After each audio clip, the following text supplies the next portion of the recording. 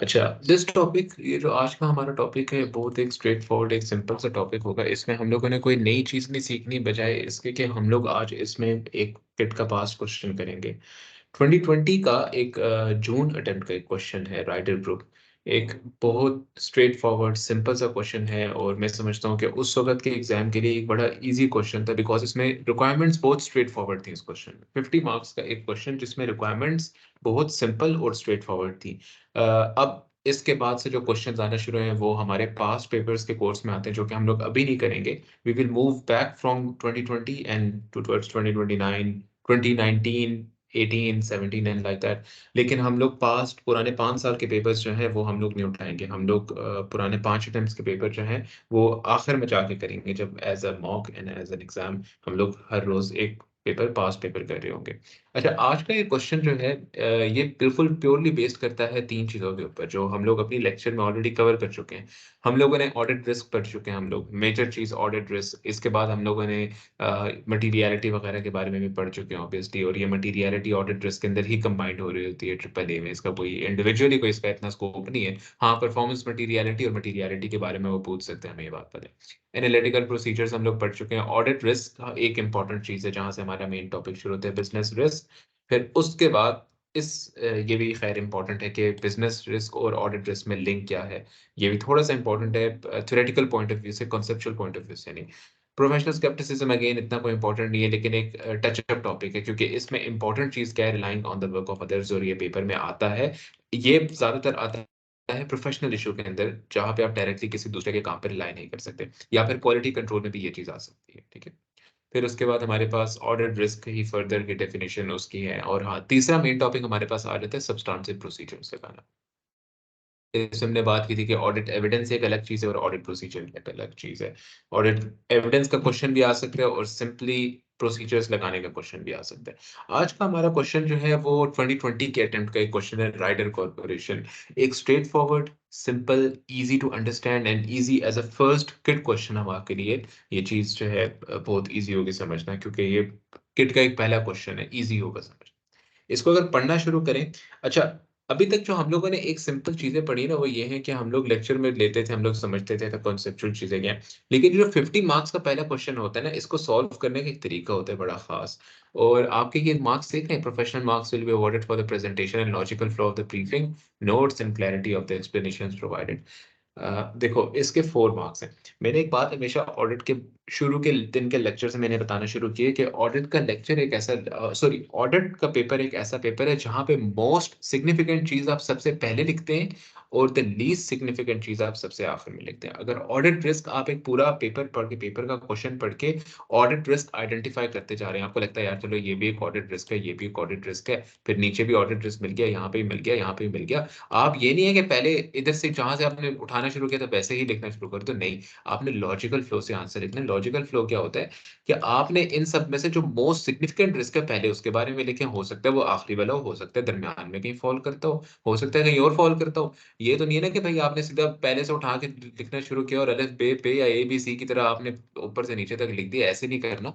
आपने एक logical flow देना है अपने आंसर को। लॉजिकल फ्लो कैसे दोगे? सिग्निफिकेंट चीज आपने पहले लिखनी है, और द लीस्ट सिग्निफिकेंट जो आपको लगता है जिसके मार्क्स आपको नहीं मिलेंगे, वो आपने आखिर में लिखनी है। क्योंकि पेपर में अक्सर ऐसा होता है जहां पे आपका दिमाग जो होता है ना, वो बिल्कुल ठीक काम नहीं कर रहा होता। आखिर में जाके पेपर में आपको लगता है कि भाई अब मैं इससे ज्यादा नहीं लिख सकता, तो आपको कुछ ना कुछ ऐसा लिखना पड़ता है। ऑब्वियसली आप पेपर तो नहीं खाली छोड़ सकते, तो आप कुछ ना कुछ ऐसा लिख कर आते हो जहां पे आपको नंबर मिल सके। और वो जो कुछ ना कुछ आप लिखते हो ना, शुरू में नहीं लिखते, वो बिल्कुल आखिर में लिखते हो आप जाके किसी भी क्वेश्चन के।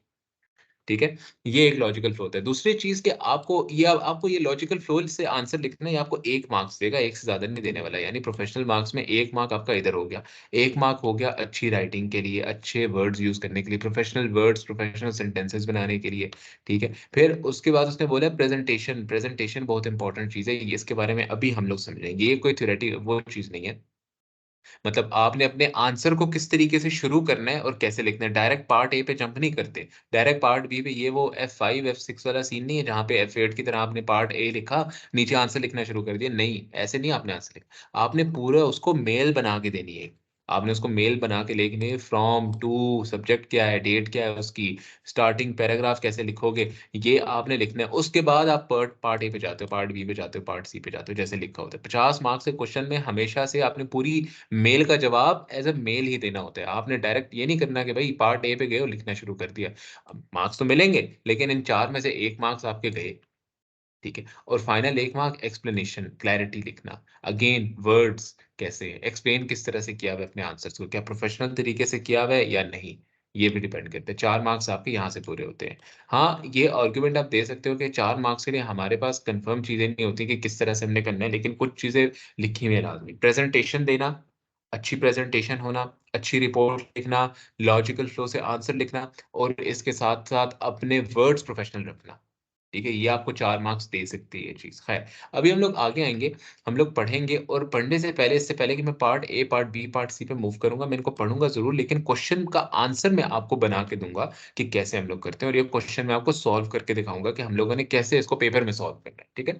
अच्छा, इसके अलावा दूसरी चीज, इससे पहले कि मैं इस क्वेश्चन की तरफ मूव करूं, मैंने ये क्वेश्चन एज अ होमवर्क पहले से आप लोग आपको दे देने हैं। ठीक है। अगर आप ये वीडियो भी देख रहे हो, अभी आपने ये वाला क्वेश्चन नहीं किया हुआ राइडर कुप का, तो इस वीडियो को छोड़ दो, निकल जाओ इससे। आपको इस वीडियो को देखने की जरूरत नहीं है। इस वीडियो को आप देखोगे ही तब जिस वक्त आपने राइडर ग्रुप का क्वेश्चन खुद से अटेम्प्ट किया हुआ होगा। आपने देखा होगा कि भाई इस पेपर में, इस जो क्वेश्चन के अंदर है, मुझे ये नहीं चाहिए कि आपने लिखा हो, लिखा हुआ मुझे नहीं चाहिए। देखो, अब इस लेवल पे आके भी अगर आप लोग खुद से नहीं लिख सकते ना, खुद से मैं आपका पेपर चेक कर रहा हूं, मैं आपको बता रहा हूँ, ये वो मॉक एग्जाम्स वाली सिचुएशन है जहां पे वो स्टूडेंट जो कि अच्छा काम करना चाहते हैं, जो कि ज्यादा अच्छे नंबर लेना चाहते हैं, उसको बताया जाता है कि भाई आपने ना ये मॉक एग्जाम सॉल्व करके दो मुझे, और मैं आपको चेक करके दे दूंगा।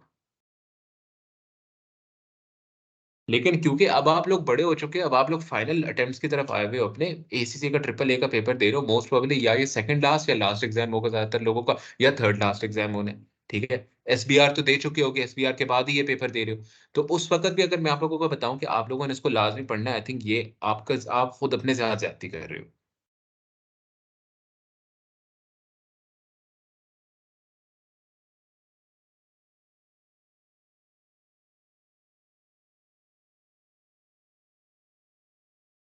अच्छा, हाँ, अब आप इस क्वेश्चन को पढ़ो। इसको किस तरीके से करना है, इसको ऐसे आपने पढ़ना है कि पढ़ो पूरा का पूरा। Don't write it down right now, आपको लिखने की जरूरत नहीं है, क्योंकि आई अंडरस्टैंड पूरा पेपर का क्वेश्चन अभी आप नहीं कर सकते। ये पहला क्वेश्चन जो मैं करा रहा हूँ, इसके बाद अगला क्वेश्चन आप खुद से लिखोगे, उसके बाद मैं आपको सॉल्व कराऊंगा। खैर, आपने इसको लिखना है, इसको देखना है, पूरा क्वेश्चन पढ़ना है, फिर पार्ट्स जो उसने दिए हुए हैं उसमें से खुद आपने ऑडिट रिस्क बनाने हैं, खुद आपने सब्सटेंशियल प्रोसीजर्स लगाने, अपने दिमाग में लगाने हैं, असल में नहीं लगाने आप। ठीक है। फिर उसके बाद आपने देखना है कि अच्छा, मैंने आपको कैसे ये क्वेश्चन सॉल्व करवाया है, कैसे मैंने आइडेंटिफिकेशन की है, कैसे मैंने पूरा का पूरा पेपर लेके चलो। Let's come towards the question.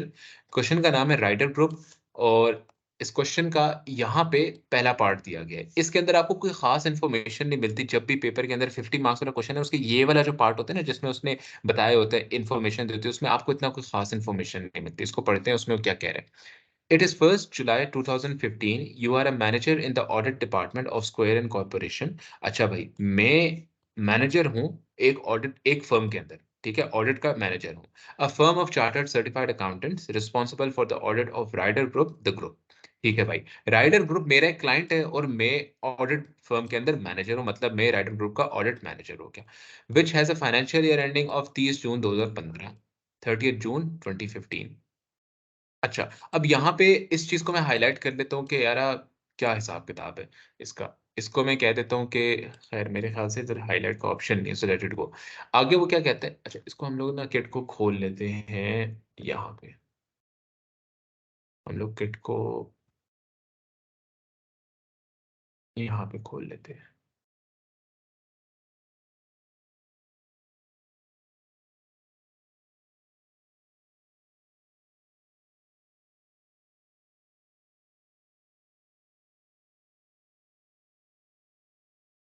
ताकि हम लोग इसको हाइलाइट कर सकें, वहाँ पे हम लोग हाइलाइट नहीं कर सकते। अब ये हम लोगों ने यहाँ पे पढ़ा है कि 30th जून 30th सितंबर 2015 जो है ये हमारा ईयर एंड है। The group a listed entity operates in the hospitality sector running restaurants, coffee shops and hotels. यानी कि जो ग्रुप जो है जिसका हम लोग ऑडिट करने लगे हैं वो क्या है? वो एक लिस्टेड कंपनी है। सबसे पहली बात कि भाई उसके जो ऑपरेशंस हैं और उसके जो ऊपर कंट्रोल्स होने चाहिए वो बहुत टाइट होने चाहिए। ऐसा नहीं हो सकता कि उसका कोई अब एक बंदा जो आप 60-70 साल की उम्र गुजार चुके हैं, ऑब्वियसली उसके एक्सपीरियंस के मुताबिक तो उसको ज़िंदगी के हर एक मोड़ के बारे में पता होना चाहिए ना कि भाई वो ठीक डिसीजन ले रहा हो। अब वही बंदा अगर अपने कंट्रोल्स ठीक नहीं रख सकता, तो उसके बच्चे आगे किस तरीके से बड़े होंगे? वो तो नहीं ठीक काम कर सकते। इसी तरीके से वो कंपनी जो कि लिस्ट होती है ऑलरेडी, हम लोग खुद से अज़्यूम कर लेते हैं कि उसका बहुत एक्सपीरियंस है। एक कंपनी जो कि ऑलरेडी लिस्टेड है, इसका मतलब ये है कि लिस्ट होने से पहले उसने काफ़ी ज़्यादा बिज़नेस किया है। काफ़ी ज़्यादा पैसे बनाए हैं, तभी वो क्या है? एक लिस्टेड कंपनी बनी। और अगर वो लिस्टेड कंपनी है तो उसका एक्सपीरियंस है। एक्सपीरियंस है तो उसके कंट्रोल्स बहुत अच्छे होने चाहिए। अगर उसके कंट्रोल्स गंदे हैं, गलत कंट्रोल्स वो यूज़ करी, इसका इम्पैक्ट क्या पड़ेगा आपके ऊपर? कि भाई अगर गलत कंट्रोल है तो आप एक लिस्टेड कंपनी जो कि जनरल पब्लिक को रिपोर्ट करती हो, आपके ऊपर ज़्यादा आईएफआरएस फुल आईएफआरएस स्टैंडर्ड्स लगते हैं।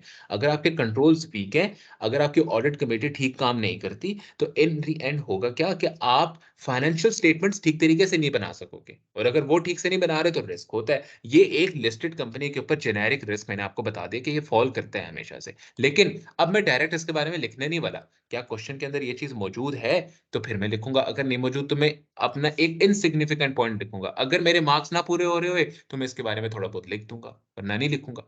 अच्छा, operates in the hospitality sector, restaurants चलाती है और कॉफी शॉप्स एंड होटल्स है। 3 किस्म के इसके बिज़नेस हैं, रेस्टोरेंट है, कॉफ़ी शॉप है और तीसरा क्या है? होटल है मेरे पास, ठीक है? ये इम्पोर्टेंट है, सिर्फ़ एक इन्फॉर्मेशन उसने दी हुई है कि मेरे पता नहीं एक रेस्टोरेंट, कॉफ़ी शॉप और होटल वो चलाती है, ठीक है।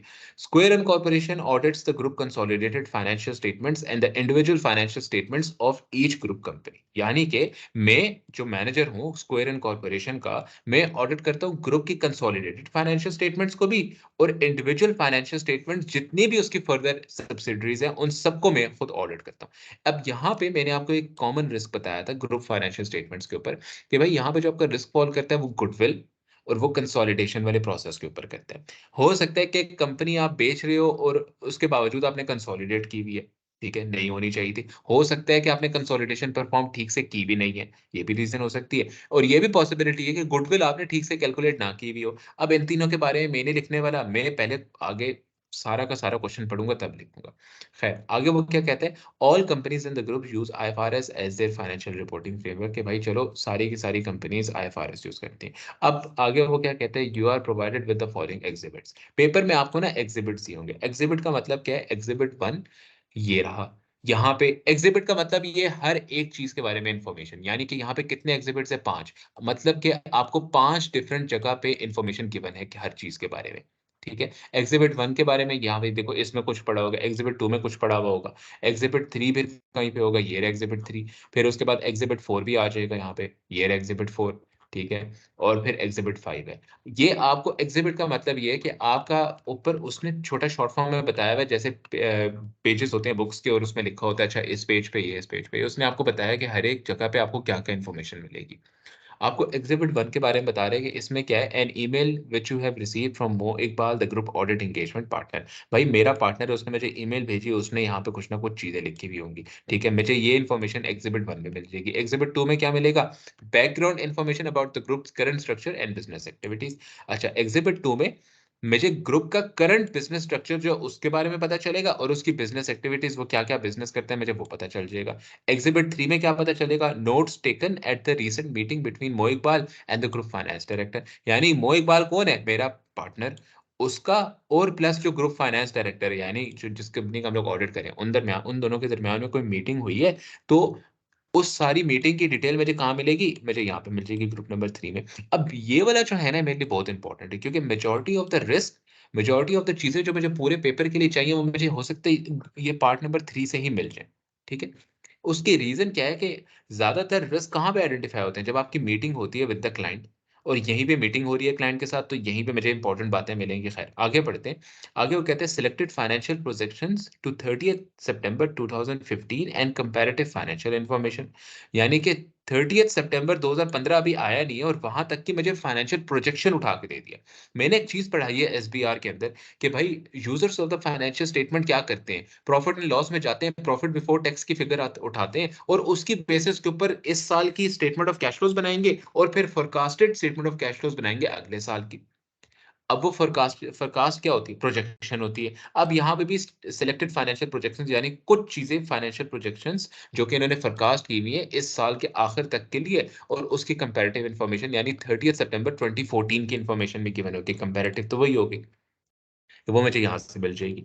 फिर उसके बारे में क्या, नोट्स टेकन बाय मो Iqbal during a phone call with a representative of the audit committee. अच्छा, अब ये भी मेरे लिए थोड़ा सा इंपॉर्टेंट है, क्यों? क्योंकि क्लाइंट के साथ क्या हो रही है, मीटिंग हो रही है दोबारा से। अब ये ऑडिट कमेटी किधर होती है, हम लोगों ने SPL में पढ़ा हुआ है और साथ ही साथ हम लोगों ने उधर भी पढ़ा है, ये F8 पे भी पढ़ा है और F1 में भी पढ़ी थी ये बात कि जो ऑडिट कमेटी होती है, डिफरेंट, एक कंपनी की डिफरेंट कमेटीज होती हैं, चेयरमैन होता है, चेयरमैन के अंडर डिफरेंट कमेटीज हैं, रिम्यूनरेशन कमेटी है, नॉमिनेशन कमेटी है, ऑडिट कमेटी, ये वहां पे फॉल करती है। अब ये ऑडिट कमेटी क्लाइंट का टॉप वर्जन है एक ऑडिट डिपार्टमेंट का, आप समझ लो, ठीक है। अब हमारे पार्टनर ने उनकी ऑडिट कमेटी के साथ फोन के ऊपर कुल कुछ कॉल की है। अब अगेन यहाँ पे मुझे कोई ना कोई रिस्क मिलेगा क्योंकि क्या हो रही है, डिस्कशन हो रही है बिटवीन द क्लाइंट एंड हमारे पार्टनर के या हमारे दरमियान में, जहां पे भी डिस्कशन है वहां पे कोई ना कोई रिस्क पता चलेगा क्योंकि वहीं पे मेन टॉपिक्स डिस्कस हो रहे होते हैं। मेरे लिए दो इंपॉर्टेंट एग्जिबिट्स निकल आए सामने। अब आते हैं हम लोग रिक्वायरमेंट की तरफ। वो रिक्वायरमेंट में क्या कहते हैं, respond to the instructions in the mail from the audit engagement partner. Note the split of the mark allocation is shown in the partners mail, exhibit 1 के अंदर शो है। आगे उसने क्या बोला है, professional marks will be awarded for presentation and logical flow of the briefing notes and the clarity of the explanations provided. ठीक है। अब यहाँ पे उसने बताया कि रिस्पॉन्ड करो इंस्ट्रक्शंस को, जो मेल आई है ऑडिट एंगेजमेंट पार्टनर की तरफ। मेल किधर आई है, any mail you have receive from मोईबॉल, ये रही भाई, एग्जिबिट 1 में आई हुई है। मैं एग्जिबिट, अब आपको एग्जिबिट वाइट आने की जरूरत ही नहीं है, आप डायरेक्ट नीचे आए, एग्जिबिट 1 से शुरू करें, पढ़ना शुरू करें, बात खत्म। हम लोग एग्जिबिट 1 पढ़ते हैं, क्या कहते हैं वो। अब यहां से आपका असली क्वेश्चन शुरू हो रहा है, ठीक है। ऊपर हमें इंफॉर्मेशन गिवन थी, यहां से अब आपकी क्वेश्चन शुरू हो जाएगा। क्या कहते हैं वो, exhibit 1, email from audit engagement partner, किसको भेजी हुई है, एंगेजमेंट पार्टनर ने ऑडिट मैनेजर यानी मैं, मुझे भेजी हुई है। फ्रॉम किसके थ्रू आई है, मो Iqbal, group audit engagement partner, यानी उसने मुझे भेजी है अपने पास से। सब्जेक्ट क्या है, राइडर ग्रुप की ऑडिट प्लानिंग करो भाई। डेट क्या है उसकी, डेट दे दी, हेलो बोल दिया, आगे उसने थोड़ी बहुत बातें लिख दी, you need to start planning the Rider group audit and to help this I have provided you with some relevant information. I met with the group finance director yesterday to discuss a number of matters, including some recent business developments. I also spoke with representatives from the audit committee regarding several issues. Using all the information provided, I require you to prepare briefing notes for my own use in which you। अच्छा भाई, यहाँ पे उसने एक introduction type छोटा सा दे दिया और ये बहुत इंपॉर्टेंट है, ठीक है। जब अभी हम लोग इंट्रोडक्शन लिखेंगे ना अपना, तो वहां पे इसी तरीके से हमने अपना भी इंट्रोडक्शन लिखना है, क्योंकि हम लोग डायरेक्ट पार्ट ए पे नहीं आएंगे। मैंने आपको बताया था आपने भी पूरी मेल लिखनी है, तो आप भी ऐसे ही लिखोगे, ठीक है। लेकिन बहुत इजी हो जाता है जब हम लोग हैक्स यूज करना शुरू करते हैं। खैर, पार्ट ए में वो क्या कहते हैं, वो कहते हैं evaluate the significant audit risk. भाई ऑडिट रिस्क का क्वेश्चन आ गया सबसे पहला, क्या कहते हैं, to be considered in planning the group audit for the financial year ending 30th September 2015। इस ईयर एंड के लिए ऑडिट रिस्क निकालो। आगे क्या है, given the planned group restructuring you should evaluate audit risk relating to disclosure issues at this stage in the audit planning। अच्छा भाई, अब कोई ग्रुप की रिस्ट्रक्चरिंग हो रही है, उसने एक हिंट दी अपनी तरफ से, उसने बोला ग्रुप की रिस्ट्रक्चरिंग हो रही है और ग्रुप की रिस्ट्रक्चरिंग से जो रिक्वायरमेंट्स मेरी डिस्क्लोजर की हो सकती हैं उसके बारे में ऑडिट रिस्क आइडेंटिफाई करने हैं। मतलब डिस्क्लोजर्स के ऊपर ग्रुप की रिस्ट्रक्चरिंग को लेके, ग्रुप रिस्ट्रक्चरिंग को लेके आईएस इसमें कौन सा फॉल करेगा, 37 फॉल कर जाएगा, सेपरेट फॉल कर जाएंगे। ग्रुप रिस्ट्रक्चरिंग हो रही है और उससे रिलेटेड जितने भी डिस्क्लोजर इश्यूज मेरे अराइज हो सकते हैं वो ऑडिट रिस्क उससे भी आइडेंटिफाई करो। अब भाई उसने 24 मार्क्स का मांगा है, 24 मार्क्स का, मैंने क्या बोला था, जब इतने बड़े मार्क्स का वो आपसे क्वेश्चन मांगेगा तो आपने डायरेक्टली ये चीज अज्यूम करनी नहीं है कि वो एक रिस्क के लिए 3 मार्क्स देगा। अगर एक रिस्क के लिए आपके पास 3 मार्क्स है, इसका मतलब आपने कितने ऑडिट रिस्क लिखने हैं, 8 ऑडिट रिस्क आपने लिखने हैं। ठीक हो गया, ये आपके पास 8 ऑडिट रिस्क लिखने का आपके पास बन गया कि भाई ऑडिट रिस्क कितने लिखने हैं, 8 लिखने हैं मैंने। आगे आते हैं अब, अगला क्वेश्चन क्या है, identify the additional information which would be requested from management in order to effectively audit disposal of Primal Burgers Corporation and explain why this information is required. अब मुझे नहीं पता प्राइमल बर्गर्स क्या चीज है, मुझे नहीं पता कि वो क्या इधर यहाँ पे क्वेश्चन में पूछने की कोशिश कर, लेकिन मुझे एक बात पता है कि मैंने अपने यहाँ पे पढ़ी थी एक चीज लेक्चर के अंदर कि भाई जब हम लोग सब्सटैंटिव प्रोसीजर्स लगा रहे होते हैं ना, उसमें 2 चीज़ें होती हैं, एक होता है ऑडिट एविडेंस और एक होता है प्रोसीजर। यहाँ पे वो मेरे से पूछ रहा है, मुझे बताओ मुझे इन्फॉर्मेशन कहाँ से मिलेगी? एडिशनल इन्फॉर्मेशन या इन्फॉर्मेशन बात एक ही है। वो पूछ रहा है कि भाई मुझे बताओ मुझे एविडेंस या फिर इन्फॉर्मेशन कहाँ से मिलेगी और मैनेजमेंट से बोलो वो चीज़ें मुझे प्रोवाइड करे और रीज़न भी दो कि आपको वो चीज़ क्यों चाहिए, कि वो एविडेंस आपको क्यों चाहिए? एविडेंस माँग रहे हैं कि एविडेंस कहाँ से मिलेगा और रीज़न पूछ रहे हैं कि वो एविडेंस आपको क्यों चाहिए? एविडेंस के बारे में हमने क्या टॉपिक पढ़ा था? ये पढ़ा हुआ है ऑडिट एविडेंस, डाटा 3 ये अप्लाई करेंगे यहाँ पे, ठीक है? ये आपका क्वेश्चन वहाँ से सॉल्व हो जाता है। ये भी क्वेश्चन हो जाता है। आगे आते हैं पार्ट नंबर सी पे। क्या कहते हैं? Design the principal audit procedures to be performed in respect of 2 चीज़ों के लिए हमने सब्सटैंटिव प्रोसीजर्स अब लगाने हैं। क्या-क्या चीज़ें? The classification of the 48 million investment in papers corporation. अच्छा भाई, 48 मिलियन की कोई इन्वेस्टमेंट कर रहे हैं किसी पेपर कॉर्पोरेशन में, ठीक है? उसकी किस चीज़ के ऊपर लगाना है? क्या चीज़ वेरीफाई करनी है? क्लासिफिकेशन उस इन्वेस्टमेंट की वेरीफाई करनी है। क्लासिफिकेशन डिस्क्लोज़ ठीक हो रही हो, ठीक जगह पे डिस्क्लोज़ हो रही है, ठीक अकाउंट में डिस्क्लोज़ हो रही है, ठीक according to the requirement of IFRS वो डिस्क्लोज़ हो रही है, ठीक है? क्लासिफिकेशन का मतलब ही ये है। 8 मार्क्स का टोटल है। 2 चीज़ों के ऊपर आपने सेपरेटली प्रोसीजर लगाना है। दूसरी चीज़ क्या है? The government grant of 20 million received in January 2015। भाई, यहाँ पे गवर्नमेंट ग्रांट के ऊपर भी अब आपने प्रोसीजर लगाना है। अब क्वेश्चन पढ़े बगैर आप क्लासिफिकेशन कुछ जेनेरिक चीज़ें देखो, क्लासिफिकेशन वेरीफाई करनी है, $48 मिलियन की इन्वेस्टमेंट है, एग्रीमेंट उठा लो, देख लो कि भाई according to what rational investment हो रही है। रैशनल पता लग गया एसोसिएट थी क्या थी और आपको पता लग जाएगा भाई क्लासिफिकेशन उसकी क्या है, क्या ठीक डिस्क्लोज हो रही है, सब्सिडियरी डिस्क्लोज हो रही है या फिर वो एसोसिएट डिस्क्लोज हो रही है। आप एक और काम भी कर सकते हो, आप मीटिंग विद द इन्वेस्टर्स उठा सकते हो जिससे आपने शेयर्स परचेज किए पेपर्स कॉर्पोरेशन के और डायरेक्टली उसको क्या कर सकते हो, उसको देख सकते हो भाई बोर्ड के स्ट्रक्चर के अंदर हमने अपने बोर्ड के कितने डायरेक्टर्स अपॉइंट किए हुए, कंट्रोल का पता लग जाएगा, क्लासिफिकेशन पता लग जाएगी, क्या एसोसिएट होनी चाहिए सब्सिडियरी। अब मैंने क्वेश्चन नहीं पढ़ा, मैं डायरेक्टली वैसे ही आपको जेनेरिक बता रहा हूँ चीज़ें और यही चीज़ें हो सकता है जब मैं क्वेश्चन पढ़ूँ वहाँ पे भी ये चीज़ें मैं लगा सकूँ। जेनेरिक बात है ना सारी की सारी, प्रोसीजर्स तो होते ही जेनेरिक है। गवर्नमेंट ग्रांट है, एग्रीमेंट उठा लो गवर्नमेंट और उसके दरमियान में देख लो ग्रांट को किस तरीके से आपने एक एक्सपेंस आउट करना है, सॉरी ग्रांट को कहाँ पे यूटिलाइज़ करना है। रियलाइज़ करो क्या वो उसी काम के लिए यूटिलाइज़ हो रही है जो कि गवर्नमेंट ने बोला है? अगर नहीं हो रही तो हो सकता है प्रोविज़न खड़ी करने, रीपेबल करना वो बढ़ जाए। ईज़ी है। बहुत ज़्यादा ईज़ी होता है ये लगाना, प्रोसीजर्स लगाना। दूसरी जगह पे क्या है, देख लो भाई कि फोरकास्ट उठा के देख लो मैनेजमेंट की कि क्या उसने ग्रांट को उसी तरीके से यूज़ करने का सोचा है जिस तरह गवर्नमेंट ने बोला है या नहीं? अगर नहीं तो हो सकता है पेबल खड़ा हो जाए दोबारा से अगली दफ़ा में। ठीक है? ये चीज़ें देखो और दूसरी चीज़ ग्रांट का ब्रेकअप देख लो, हो सकता है कि भाई उन्होंने गलत सारा का सारा प्रॉफ़िट एंड लॉस में रिकॉर्ड कर लिया हो, सबसे बड़ा रिस्क तो यही फ़ॉल करता है कि जिस तरह कंपनी को ग्रांट मिलती है, वो गलत रिकॉर्ड करने के लिए क्या करती है, प्रॉफ़िट एंड लॉस में रिकॉर्ड करती है, जो कि होना नहीं चाहिए। होना क्या चाहिए? According to the expense record होना चाहिए। जिस साल में कुछ एक्सपेंस उससे रिलेटेड फ़ॉल कर रहे हैं, उतना ही रिलेटेड ग्रांट रिकॉर्ड होनी चाहिए इन द अकाउंट्स। हो सकता है गवर्नमेंट कह रहा हूँ, कंपनी ने ज़्यादा रिकॉर्ड कर लिया हो। अगेन इनके ऊपर प्रोसीजर्स बनाना आसान है। मज़े की चीज़ क्या है? 8 मार्क्स उसने टोटल 2 डिफरेंट किस्म के प्रोसीजर्स लगाने के लिए दिए हुए हैं। हर प्रोसीजर का 1 मार्क होता है हमेशा से। अगर 1 मार्क है, तो इसका मतलब क्या है कि आपने हर एक के लिए 4-4 प्रोसीजर्स लिखने हैं।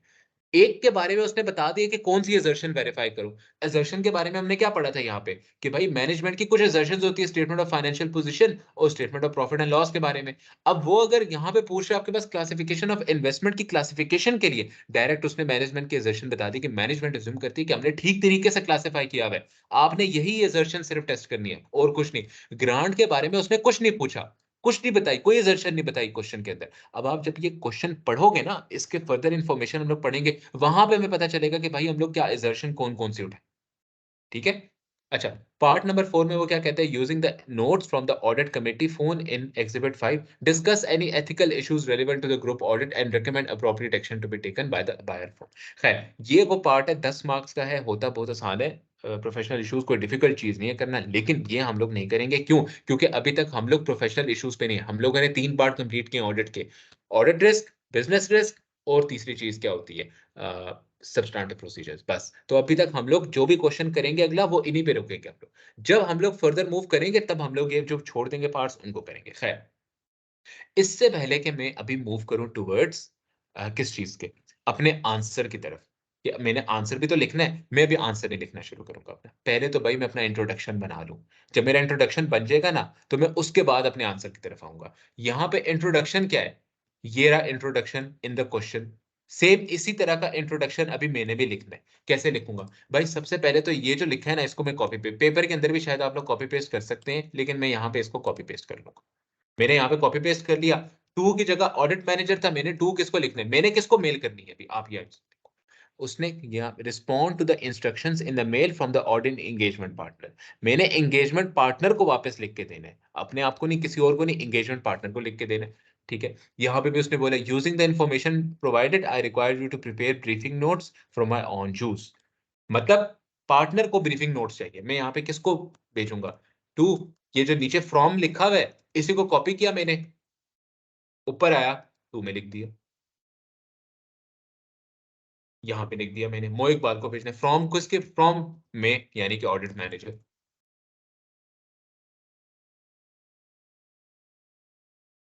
ऑडिट मैनेजर सब्जेक्ट वही रहेगा, नहीं चेंज होगा। डेट वही रहेगी, नहीं चेंज होगा। हेलो वही रहेगा, नहीं चेंज होगा। आपको मेल लिखने का तरीका आ गया। आगे क्या चीज लिखनी रह गई है? ये लिखनी रह गई है। मैंने जो पार्टनर था उसने हमसे क्या मांगा था? ब्रीफिंग नोट्स मांगे थे।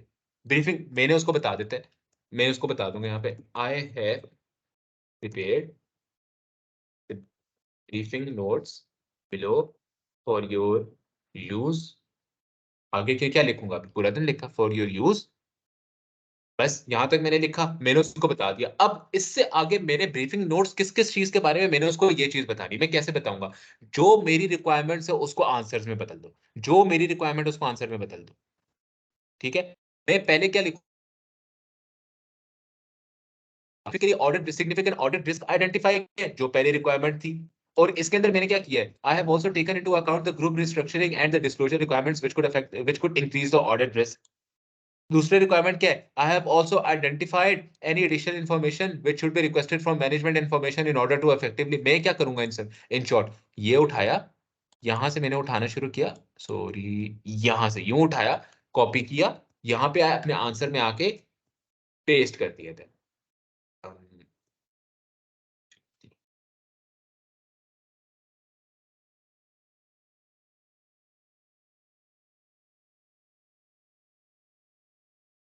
एक मिनट। अच्छा, मैंने यूं प्ले यहाँ पे पेस्ट कर दिया इसको। मैं अब यहाँ पे किस तरीके से इसको लिखना शुरू करूंगा?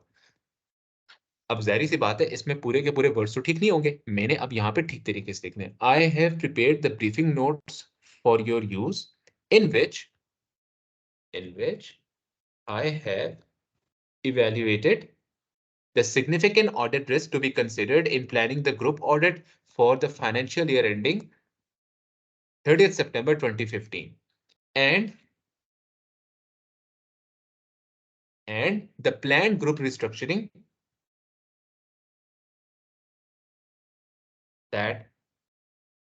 that should evaluate audit risk relating to disclosure issues at this stage in the audit planning। यानी मैंने क्या किया? क्वेश्चन में भी, पेपर में भी आपने यही करना है। सीधा सीधा क्या चीज उठानी है?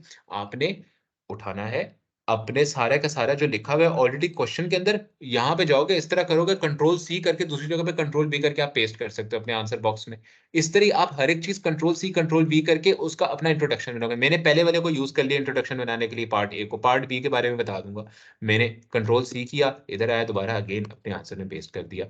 मैं इसको ठीक कर लेता हूँ अपनी जगह पे।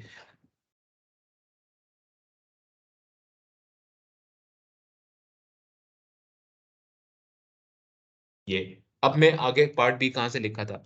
यहाँ से फुल स्टॉप के बाद से लिखा था identify. I have also identified, यहाँ पे कर दूंगा आई have also identified the additional information which should be requested from management in order to effectively audit the disposal of Primal Burgers Corporation, and also explained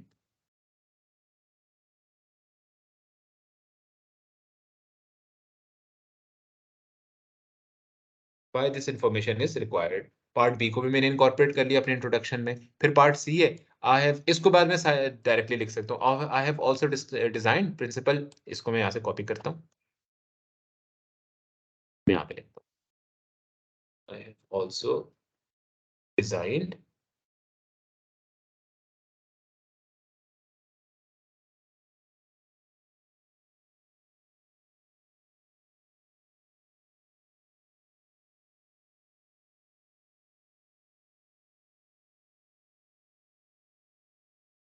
I have also designed the principal audit procedures to be performed in respect of दो चीजें बता दूंगा दो चीजें क्या है classification of investment in Peppers Corporation and government grant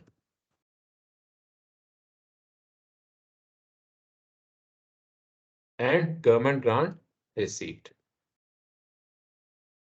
ठीक है मैंने अपना पार्ट नंबर 3 भी यहाँ पे लिख दिया और चौथा पार्ट ऑब्वियसली हमने करना नहीं है लेकिन फिर मैं उसके बारे में भी यहाँ पे कर देता हूँ ताकि एक पूरी की पूरी हमारी इंट्रोडक्शन बन जाए यहाँ मैंने लिख दिया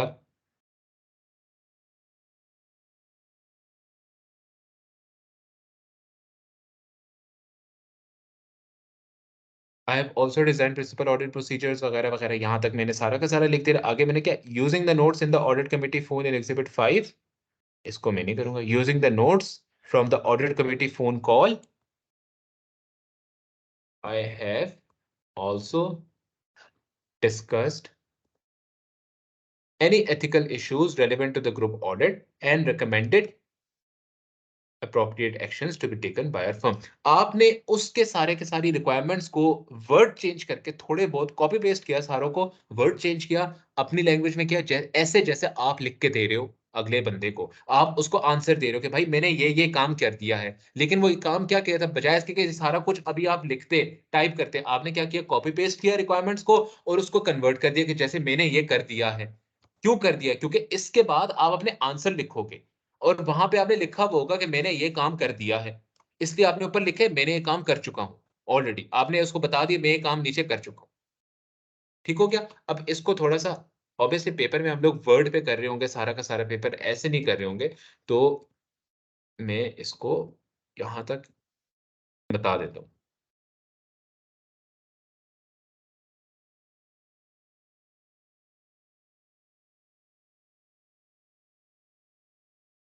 ये मैंने अपना इंट्रोडक्शन दिया है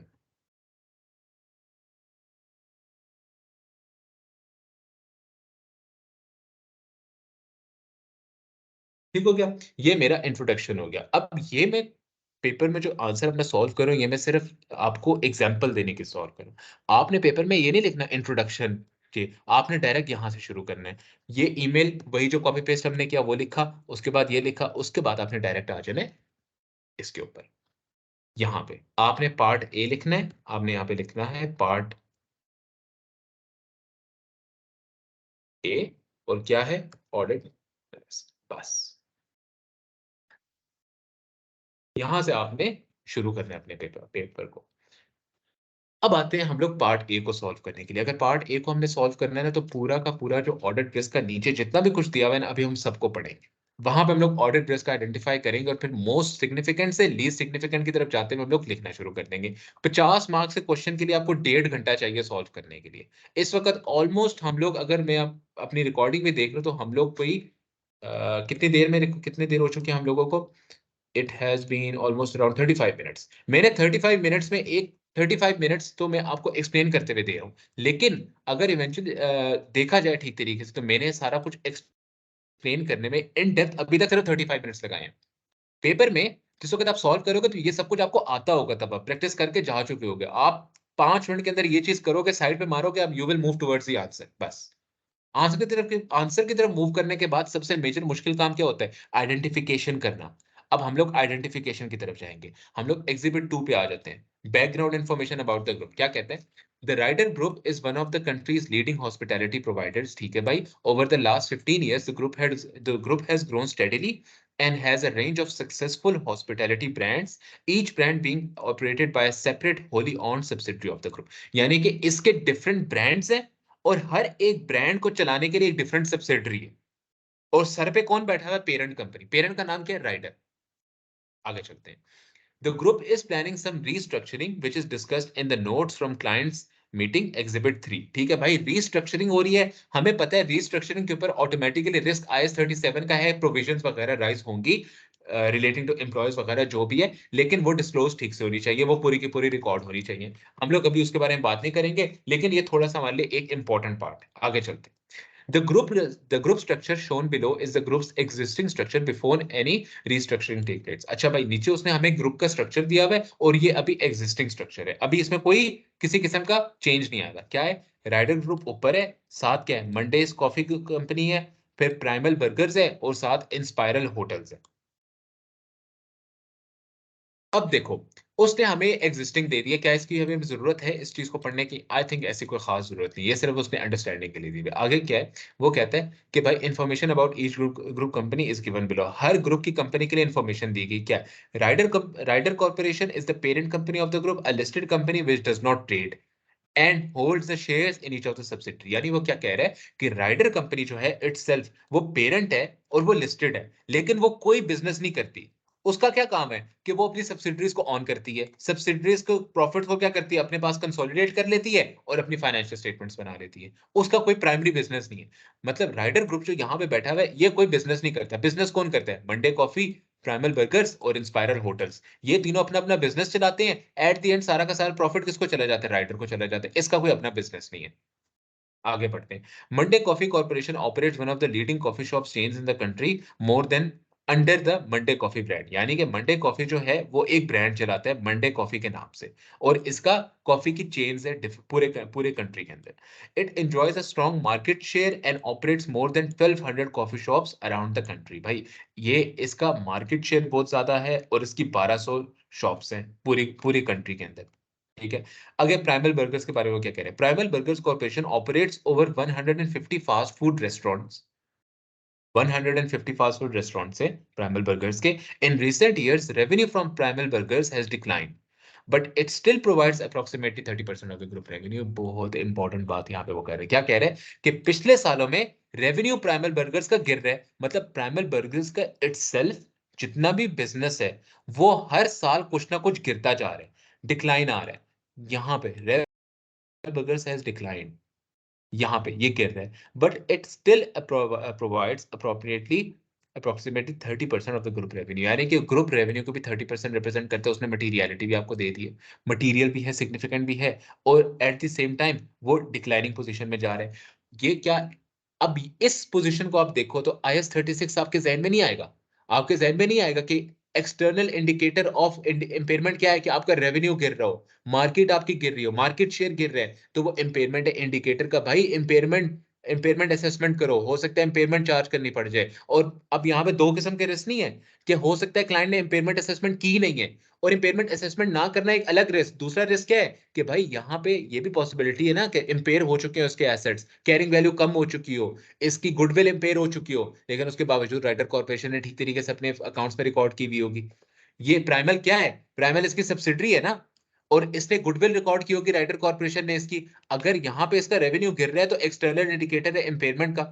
पहला रिस्क आ गया आपके पास कि इम्पेयरमेंट का इंडिकेटर है, और इम्पेयरमेंट के इंडिकेटर की वजह से क्या होगा कि इसकी गुडविल इम्पेयर हो सकती है, इसके नेट एसेट्स इम्पेयर हो सकते हैं, जो हम लोग ने नॉर्मल तरीका पढ़े IAS 36 के अंदर इम्पेयरमेंट चार्ज करने का। अगर ये सब कुछ ट्रू है, अगर अगर ये रिस्क मटेरियलाइज हो जाता है, तो क्या होगा कि राइडर कंपनी के अंदर जो गुडविल रिकॉर्ड है इसकी वो गलत रिकॉर्ड होनी चाहिए। लेकिन ये अभी मेरी अंडरस्टैंडिंग है, अभी मैंने पूरा क्वेश्चन नहीं पढ़ा, लेकिन मैंने इसको क्या किया, अपने पास आइडेंटिफाई कर लिया, मैंने इसको हाईलाइट कर दिया अपने पास कि भाई पहला रिस्क मुझे मिल गया। आ गया इंस्पायरल होटल्स कॉर्पोरेशन। अच्छा, इसके बारे में वो इन्फॉर्मेशन देने लगा। वो कह रहा है Inspiral hotels corporation is a successful hotel business with over 75 hotels across the country. The group acquired Inspiral Hotels 3 years ago as part of growth strategy based on diversification। ठीक है भाई, हम लोगों ने इंस्पायरल होटल्स को 3 साल पहले खरीदा था, किसी और के पास वो हमने खरीद लिया, हमने एक्विजिशन कर ली, और इसके 75 टोटल होटल्स हैं, और हम लोग डाइवर्सिफाई करना चाहते हैं। हाँ, डाइवर्सिफिकेशन अपनी जगह पे ठीक है। फूड का बिजनेस है प्राइमल बर्गर्स, फूड का बिजनेस है मंडे कॉफी भी, फूड एंड ड्रिंक्स एक ही बात है। और दूसरी जगह पे मैंने होटल्स की तरफ चला गया, अपने आप को डाइवर्सिफाई कर लिया। यहाँ पे कोई रिस्क है? कोई ऐसा रिस्क मुझे नहीं नजर आ रहा। अब आते हैं एग्जिबिट नंबर 3। मैंने आपको बताया था एग्जिबिट नंबर 3 बहुत इंपॉर्टेंट होने वाला है हमारे लिए। यहाँ पे आते हैं, क्या कहते हैं, the group is restructuring as part of the strategy for continued growth in revenue and profitability. Group restructuring कर रहा है क्योंकि वो अपने आप को ग्रो करना चाहता है रेवेन्यू और प्रॉफिटेबिलिटी में। ठीक है, आगे क्या कहते हैं, as part of the strategy the group is investing $48 million in newly formed company Peppers Corporation, representing 50% of the shares of the share capital of the company. The remaining 50% of the shareholding is owned by Smith Corporation, a property development company. अच्छा भाई, इसके बाद क्या कहते हैं, the contract behind this investment states that the group and Smith corporation will work together to develop 6 new hotels, all based on country's major airports. The investment in Peppers Corporation is likely to take place in August 2015. यानी कि देखो, पहला दूसरा risk अब यहाँ पे आपको मिल गया। कैसे? पहली चीज, इन्वेस्टमेंट कब हो रही है? 2015 में हो रही है इस कंपनी के अंदर। 2015 अगस्त कब फॉल करता है आपका? सितंबर 2015 से पहले, यानी ईयर एंड से पहले। ईयर एंड वाला कोई केस यहाँ पे नहीं है। यहाँ पे रिस्क क्या है देखो, अगर यहाँ पे आप आइडेंटिफाई करो तो हम लोगों ने यहाँ पे क्या किया, एक कंपनी का एक्वायर किया $48 million दे के। मुझे कोई इशू नहीं है यहाँ तक, रिस्क यहाँ तक मुझे नहीं नजर आया। दूसरा क्या है, मैंने 50% ऑफ द होल्डिंग हासिल की। थोड़ा बहुत इशू मेरे जहन में आया कि यार कंट्रोल आएगा कि नहीं आएगा। 50% होल्डिंग में रखता हूँ, कंट्रोल आएगा या नहीं आएगा। हो सकता है 50% कोई और ऑन करता हो of the share capital of the company. The remaining 50% share holder is Smith को। अच्छा भाई, पूरे का पूरा दूसरा 50% जो रिमेनिंग शेयर रह जाता है, 50% मैंने खरीदा 48 million का, 50% किसी और के पास है, वो पूरा का पूरा एक ही कंपनी के पास है। क्या यहाँ पे जॉइंट कंट्रोल नहीं नजर आ रहा हमें? A property development company है। The contract behind this investment states that Group Smith Corporation will work together develop 6 new hotels। अच्छा भाई, यहाँ पे मुझे जो इस वक्त मसला नजर आ रहा है ना, वो यही है कि हो सकता है कि कंपनी ने IFRS 11 ऑन किया। यहाँ पे मुझे नजर आ रहा है कि एक जॉइंट वेंचर है। जॉइंट वेंचर होने की वजह से ये IFRS 11 में फॉल करती है। और हमें ये शक है कि क्या पता जो ये जॉइंट वेंचर हो रहा है, राइडर कॉर्पोरेशन ने इसको गलती से एज ए सब्सिडरी ना रिकॉर्ड कर लियो, एज एन एसोसिएट ना रिकॉर्ड कर लियो क्योंकि 50% है, या कंट्रोल समझते हुए एज ए सब्सिडरी ना रिकॉर्ड कर लियो, इक्विटी मेथड यूज ना किया हो, IFRS 11 के डिस्क्लोजर्स के मुताबिक इसको IFRS 11 के अंदर डिस्क्लोज ना किया हो। मेरा दूसरा रिस्क मुझे मिल गया। ठीक हो गया, दूसरा रिस्क मुझे मिल गया। आगे आ जाते हैं। Partly to provide some of the finance needed for the restructuring and partly because of its declining revenue, the group is planning to dispose of Primal Burger। अच्छा भाई, हम लोग अब डिस्पोज करने लगे हैं प्राइमल बर्गर्स को, जिसके बारे में हमने ऊपर आइडेंटिफाई किया था यहाँ पे कि भाई इसका रेवेन्यू गिरता जा रहा है। ठीक है, आगे क्या कहते हैं, the board approved this disposal in March 2015। Vendors due diligence has been carried out by Osmani Corporation, a firm of chartered certified accountants. Osmani Corporation conducted an independent review of the company's financial position and future prospects and produced a report on their findings, which made it available to potential buyers. At today's date, several potential buyers have expressed an interest, and the group expects that the disposal will take place just after the year end. अब हमें पता है कि भाई IFRS 5 कहता है क्या? पहली चीज तो आप आइडेंटिफाई करो, हमारी कंपनी ये सोचने लगी है कि हम लोग एक पूरे के पूरे फंक्शन को बेचने लगे। हम लोग किसी एसेट को नहीं बेच रहे, ग्रुप ऑफ एसेट को डिस्पोज ऑफ करने लगे एक साथ, क्योंकि प्राइमल बर्गर्स एक ग्रुप ऑफ एसेट है। यानी कि डिसकंटिन्यूड ऑपरेशन की बात है कि हमारा एक ऑपरेशन था जो कि हम लोग खत्म करने लगे, हम लोग इसको डिस्पोज करने लगे। अब IFRS 5 कहता है भाई अगर आप एसेट को हेल्ड फॉर सेल करना चाहते हो, क्या क्या चीजें इंपॉर्टेंट है? पहली चीज, बायर होना चाहिए, एक्टिवली लुकिंग होने चाहिए और बायर को फाइंड कर रहे हो आप। दूसरी चीज, बोर्ड से अप्रूव होना चाहिए कि आप अगले 12 महीने के अंदर सेल करोगे। ठीक है, एंड तीसरी चीज, the sale is highly likely possible.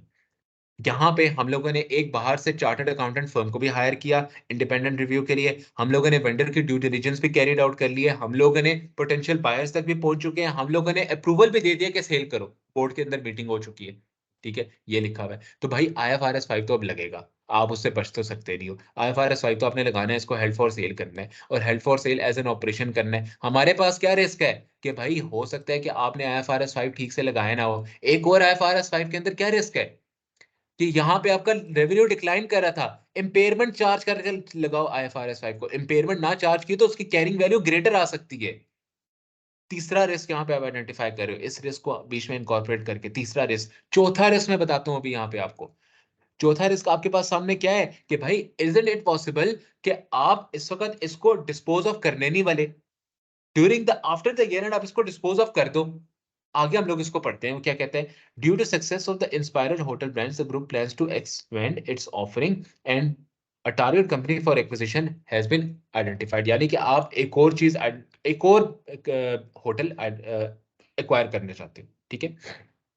Existing आपका क्या है, इंस्पायरल है, उसने बहुत अच्छा काम किया, आप इम्प्रेस्ड हो कि होटल कंपनी बहुत अच्छी है, और आपने एक और टारगेट सेट कर लिया कि आप एक और होटल खरीदना चाहते हो। क्या है भाई आगे? The group aims to acquire Valentine corporation which operates a successful Valentine hotel chain. Negotiations are underway, and it is likely that the acquisition will go ahead in the first quarter of the next financial year. The purchase price has yet to be agreed, but it is around 100 million. Due diligence performed on Valentine Corporation indicates that the fair value of its identified net assets is 48 million. यहाँ पे एक बहुत important बात है, हमने यहाँ पे IFRS 5 को आइडेंटिफाई किया था, जो कि हम लोग अपना प्राइमल बर्गर्स कॉर्पोरेशन को सेल करने लगे हैं, और उसके बदले किसको खरीदने लगे हैं? हम लोग खरीदने लगे हैं वैलेंटाइन कॉर्पोरेशन को। हमें पता है कि हम लोग कब खरीद रहे हैं, यहाँ पे कोई और रिस्क नहीं फॉल करता है, यहाँ पे रिस्क क्या फॉल कर जाता है हमारे पास, कि भाई हम लोगों को पता है कि हम लोग इसको खरीदने लगे ड्यूरिंग द ईयर एंड के बाद, लेकिन ये चीज यहाँ पे लिखा हुआ है, द परचेज प्राइस कॉर्पोरेशन और फाइनेंशियल ईयर, यहाँ पे लिखा है due to success of the individual company the group plans to expand its hotel offering and a target company for the acquisition has been identified.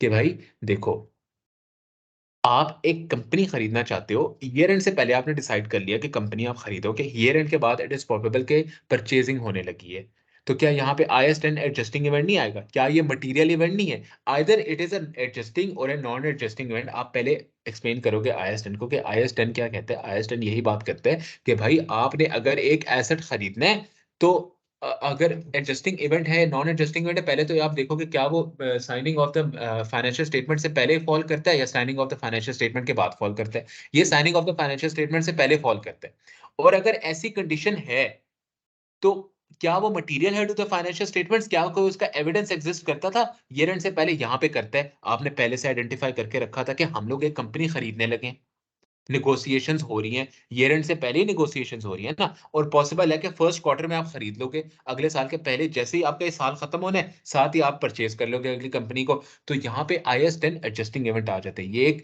Material adjusting event है जो कि disclose होना चाहिए to the financial statement. Risk क्या है कि हो सकता है कंपनी ने डिस्क्लोज ना किया हो, और ये मटेरियल बाय नेचर है। हम लोगों ने रैप मॉडल मटेरियलिटी फाइंड करने के लिए बात की थी कि भाई कुछ चीजें मटेरियल बाय अमाउंट होती है, मटेरियल बाय द परसेंटेज होती है, कुछ चीजें मटेरियल बाय नेचर होती है, ये तो मटेरियल बाय नेचर है हमारे लिए, ठीक है। इसको डिस्क्लोज होना चाहिए। अब आते हैं हम लोग आगे, हम लोग बात करते हैं मंडे कॉफी ड्राइव थ्रू के ऊपर। यहाँ पे भी कुछ ना कुछ अब बात करते हैं। हम लोगों ने कितने रिस्क आइडेंटिफाई कर लिए? एक ये किया, एक IFRS 5 वाला किया, और IFRS 5 के अंदर हमने बात की अगली चीज की कि भाई डिक्लाइन जो है रेवेन्यू के अंदर, उसकी वजह से इम्पेयरमेंट आ सकती है। अच्छा, यहाँ पे एक और रिस्क हम लोग फॉल करते हैं, मैनिपुलेशन, लेकिन वो एक इतना कोई पॉसिबल रिस्क नहीं है होने वाला। मैनिपुलेशन की क्या बात है कि भाई देखो, पॉसिबिलिटी ये भी तो है ना कि आप अगर एक चीज को हेल्ड फॉर सेल करना चाहते हो और उसका रेवेन्यू गिर रहा है, आप उस पे मैनिपुलेट करो उसके प्रॉफिट्स को, उसकी कैरिंग वैल्यू को, ताकि बायर जो है ज्यादा पे करे उसको खरीदने के लिए, ठीक है। ये भी एक पॉसिबिलिटी है, लेकिन कोई इसका मेरे पास यहाँ पे एविडेंस नहीं मौजूद है। मतलब मेरे पास कितने रिस्क आ चुके हैं? एक, दो, तीन और चार, चार रिस्क मेरे पास इस वक्त पड़े हुए हैं। एक IFRS 11 वाला, एक मेरे पास IFRS 5 वाला, एक IAS 36 इम्पेयरमेंट के लिए मेरे पास पड़ा हुआ है, और तीसरा किस चीज के लिए पड़ा हुआ है? ये जो मेरे पास ग्रुप की IAS 10 एडजस्टिंग इवेंट की बात हो रही है। मतलब चार रिस्क मैंने अपने पास आइडेंटिफाई कर चुका हूं। मैंने कितने लिखने थे? मैंने लिखने हैं सिर्फ और सिर्फ 8 रिस्क लिखने, ऑडिट रिस्क, ठीक है। अब आते हैं आगे, मंडे कॉफी ड्राइव थ्रू के बारे में। ये भी एग्जिबिट 2 के अंदर ही फॉल कर, एग्जिबिट 3 के अंदर ही फॉल करता है। ये भी आगे बढ़ते हैं, क्या कहते हैं? The group has previously trialed 20 drive-through failed tried 20 drive-through coffee shops situated on busy roads, which offer customers the convenience of purchasing coffee without leaving their cars. अच्छा भाई, हम लोग 20 ट्रायल्स कर चुके हैं अपने कॉफी शॉप्स के लिए, और हमें ये पता है कि भाई ये बिजी रोड्स में, और कस्टमर्स को फायदा क्या होता है यहाँ से खरीदने का, कि भाई वो उनको अपनी गाड़ी से नहीं निकलना पड़ता, गाड़ी में बैठ के ऑर्डर करते हैं। It is like a drive through, ठीक है। अब उसके बारे में यहाँ तक कोई रिस्क फॉल नहीं करता। आगे क्या कहते हैं? This year the group opened 50 new drive-through coffee shops open 24 hours a day, 7 days a week, which have proven to be extremely popular with customers. अच्छा भाई, यहाँ पे एक इंपॉर्टेंट चीज है, मैंने किया है capital expenditure during the year. कैसे?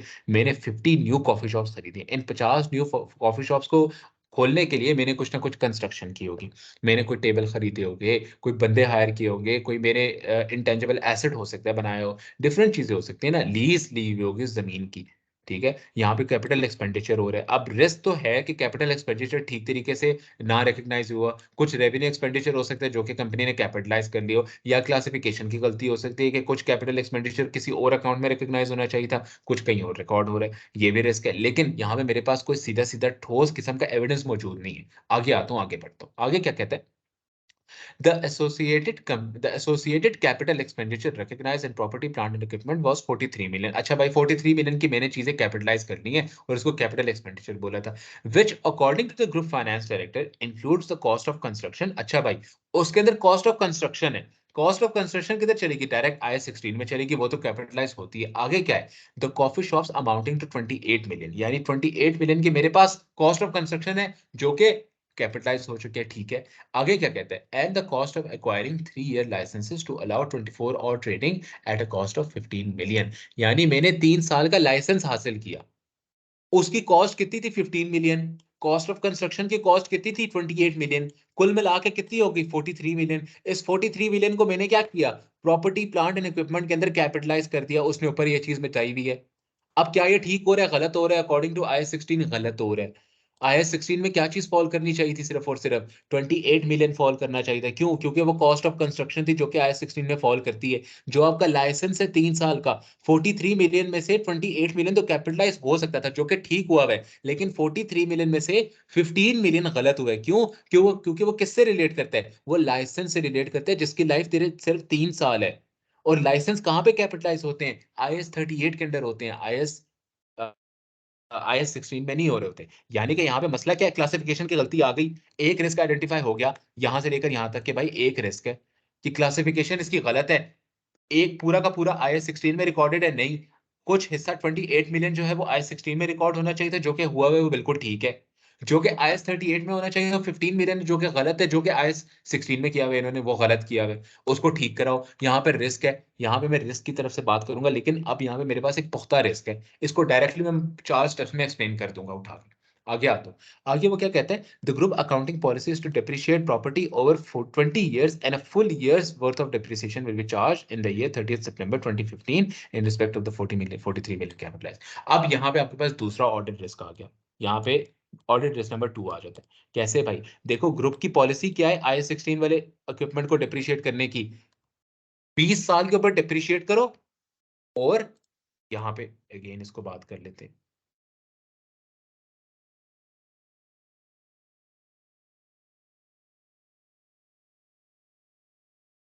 नंबर 2 ये था। और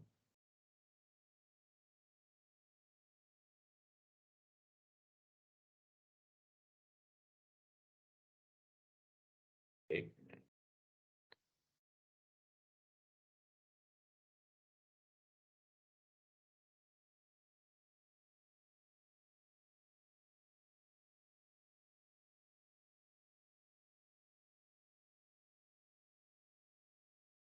अच्छा खैर, ये एक है, ये दूसरा रिस्क है मेरे पास। अब वो कहता क्या है कि भाई देखो, आपके पास रिस्क है। आईएस 16 कह रहा है कि अकॉर्डिंग टू आईएस 16 की पॉलिसी है कि प्रॉपर्टी, प्लांट एंड इक्विपमेंट को 20 साल के ऊपर डिप्रिशिएट किया जाता है।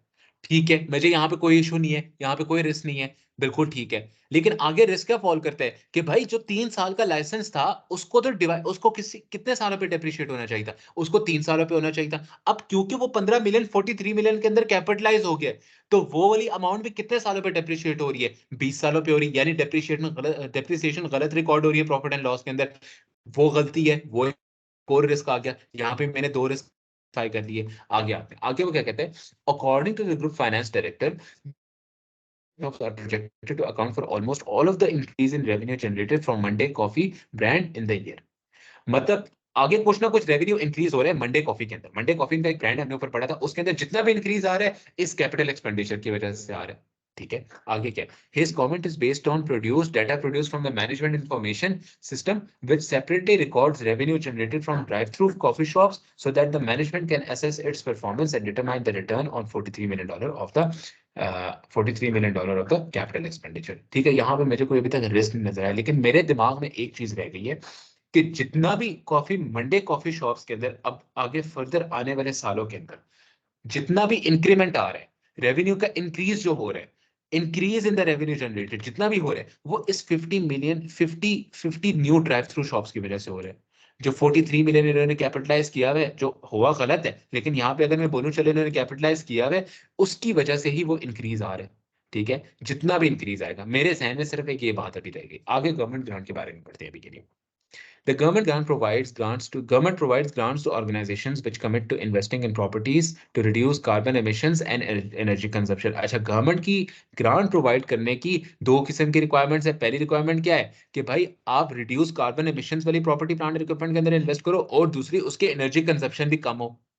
ठीक है, आगे उसने क्या बोला है, एनर्जी कंजप्शन का मतलब क्या है, यूटिलिटी बिल्स वगैरह कम आए उसके अंदर, उस बिल्डिंग या प्रॉपर्टी के। आगे क्या बोलते हैं, grants are also available to organisations to promote benefits of recycling to their customers. यानी कि दो किस्म की ग्रांट्स हैं उनके पास।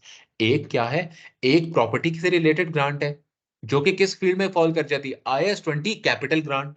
और दूसरी क्या है, दूसरी ग्रांट है आपके एक्सपेंसेस से रिलेटेड। एक्सपेंसेस क्या है, आप कस्टमर्स को बताओगे जाके घर घर के भाई रिसाइकल करने के फवायद क्या है, या आप किसी टीवी के ऊपर ऐड चलाओगे, पट्टी चलाओगे, जैसे कोई न्यूज चैनल चल रहा होता है, नीचे आपकी पट्टी चल रही होती है, वो ऐड है।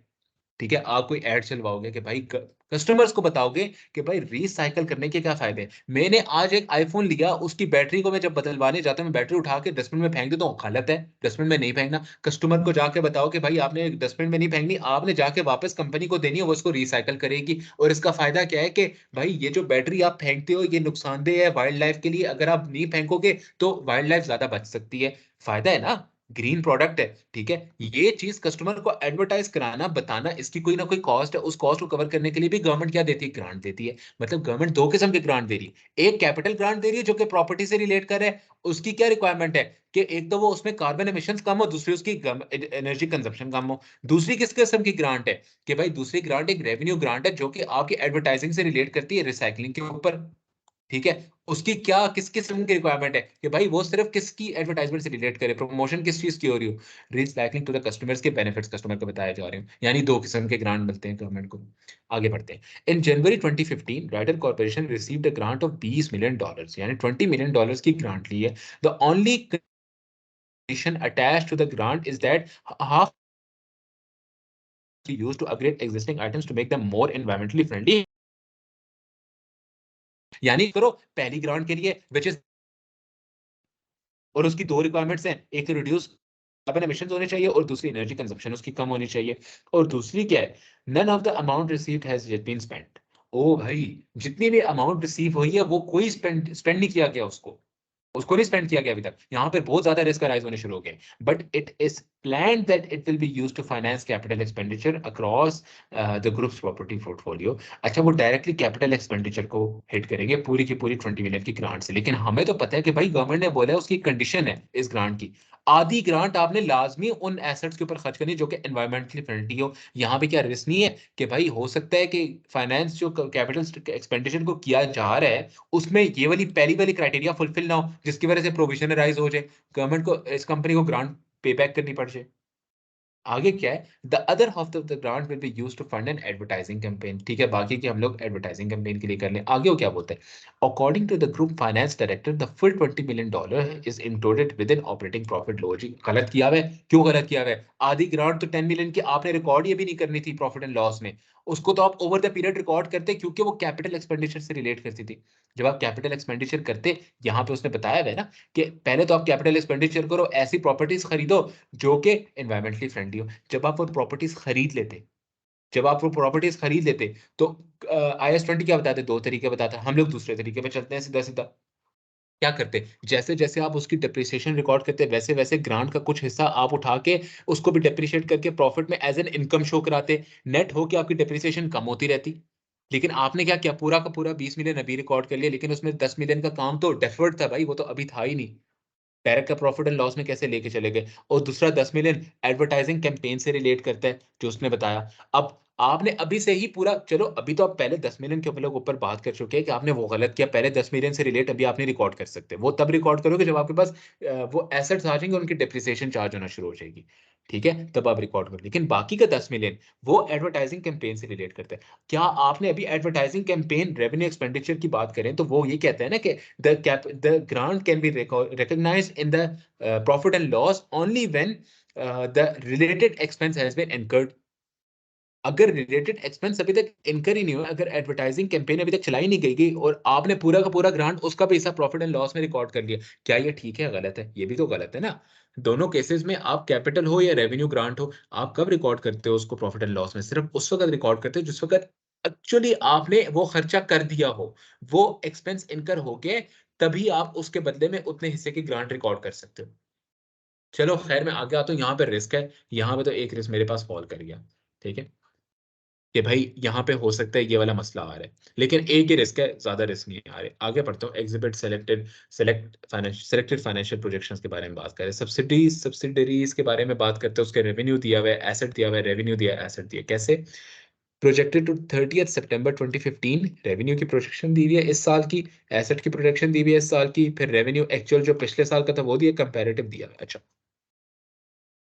मंडे कॉफी कॉर्पोरेशन के बारे में उसने बताया उसका रेवेन्यू 155 होगा, एसेट्स 200 होंगे, पिछले साल का रेवेन्यू 110 था। इतना इधर था। मेरे जहन में एक बात आ रही है कि मंडे कॉफी के बारे में उसने हमें बताया था कि जितना भी इंक्रीमेंट आएगा, यहाँ पे उसने एक बात बताई थी, यहाँ पे, कि जितना भी इंक्रीमेंट आना है वो किसकी वजह से आना है? वो हमारा सिर्फ और सिर्फ इस कैपिटल एक्सपेंडिचर की वजह से आना है 43 मिलियन की। ये चीज मुझे याद आ गई एकदम से। मंडे कॉफी को पढ़ रहा हूँ तो यहाँ पे रेवेन्यू के अंदर 155 पे जा रहा है, पिछले साल से कंपेयर करूँ 110 था। कितने का इंक्रीज है? 45 का इंक्रीज है। और ये 45 का increase is 100% related to what? These 50 new drive through shops. मैं अगर यहाँ पे आके इसकी कैलकुलेट करूं कि कितने परसेंट रिप्रेजेंट करता है ये 45 जो है, 45 मिलियन का इंक्रीज जो आ रहा है, 45 मिलियन का एडिशनल रेवेन्यू। देखो पिछले साल का कितना था? 110 था रेवेन्यू। 110 का रेवेन्यू इस साल का कितना है? 155 का। 155 का रेवेन्यू कितने का रेवेन्यू रिलेट करता है? 50 न्यू शॉप से मुझे पता चल गया 45 का रिलेट करता है। अब टोटल रेवेन्यू कितना है? 155 है। ग्रुप के रेवेन्यू पे अगर मैं चला जाऊं तो 320 है। मैंने एक चीज पढ़ी हुई है, अगर मेरे जहन में आए तो IFRS 8 ऑपरेटिंग सेगमेंट्स एक बड़ी प्यारी बात कहते हैं। वो कहता है कि आपका जो रेवेन्यू आ रहा है किसी एक सेगमेंट से, अगर वो 10% और मोर पे चला जाए of the total segments external revenue, तो मेरा क्या है, वो ऑपरेटिंग सेगमेंट बन जाता है और उसको एज एन ऑपरेटिंग सेगमेंट उसको डिस्क्लोज होना चाहिए। ये भी मुझे पता है। मैं कैलकुलेट करके देखता हूँ मेरा टोटल एक्सटर्नल सारे सेगमेंट्स, कितने सेगमेंट है? 3 सेगमेंट है ना। इन तीनों सेगमेंट का मिला के कितना रेवेन्यू? 320 है। मैं 320 पे इस पर डिवाइड कर देता हूँ। 320 टोटल कितना है? 45 है। 45 divided by, sorry, is equal to 45 divided by 30। ओ भाई, ये तो 14% रिप्रेजेंट कर रहे हैं। मेरे पास तो 10% का सिर्फ क्वेश्चन था। ये तो IFRS 8 भी अप्लाई हो गया। एक और ऑडिट रिस्क आ गया भाई मेरे सामने। यहाँ पे मेरे पास एक और ऑडिट रिस्क आ गया। क्या हो सकता है कि यहाँ पे इसको सेपरेट सेगमेंट डिस्क्लोज होना चाहिए एज ए सेपरेट सेगमेंट, और कंपनी ने किया ही नहीं है। ये भी तो एक अब वो है ना। और ये मटेरियल बाय नेचर भी बन जाता है हमारे लिए, क्योंकि IFRS 8 की डिस्क्लोजर रिक्वायरमेंट सारी क्या है? मटेरियल रिक्वायरमेंट्स होती है। यहाँ तक हो गया बात। यहाँ तक आगे चलते हैं हम। आगे हम लोग पढ़ते हैं इसके बारे में। और यहाँ पे एक इंपॉर्टेंट बात आएगी इस गवर्नमेंट ग्रांट से रिलेटेड। ठीक है, क्या बात है? देखो भाई, हम लोग किससे बात कर रहे थे? हम लोग कह रहे थे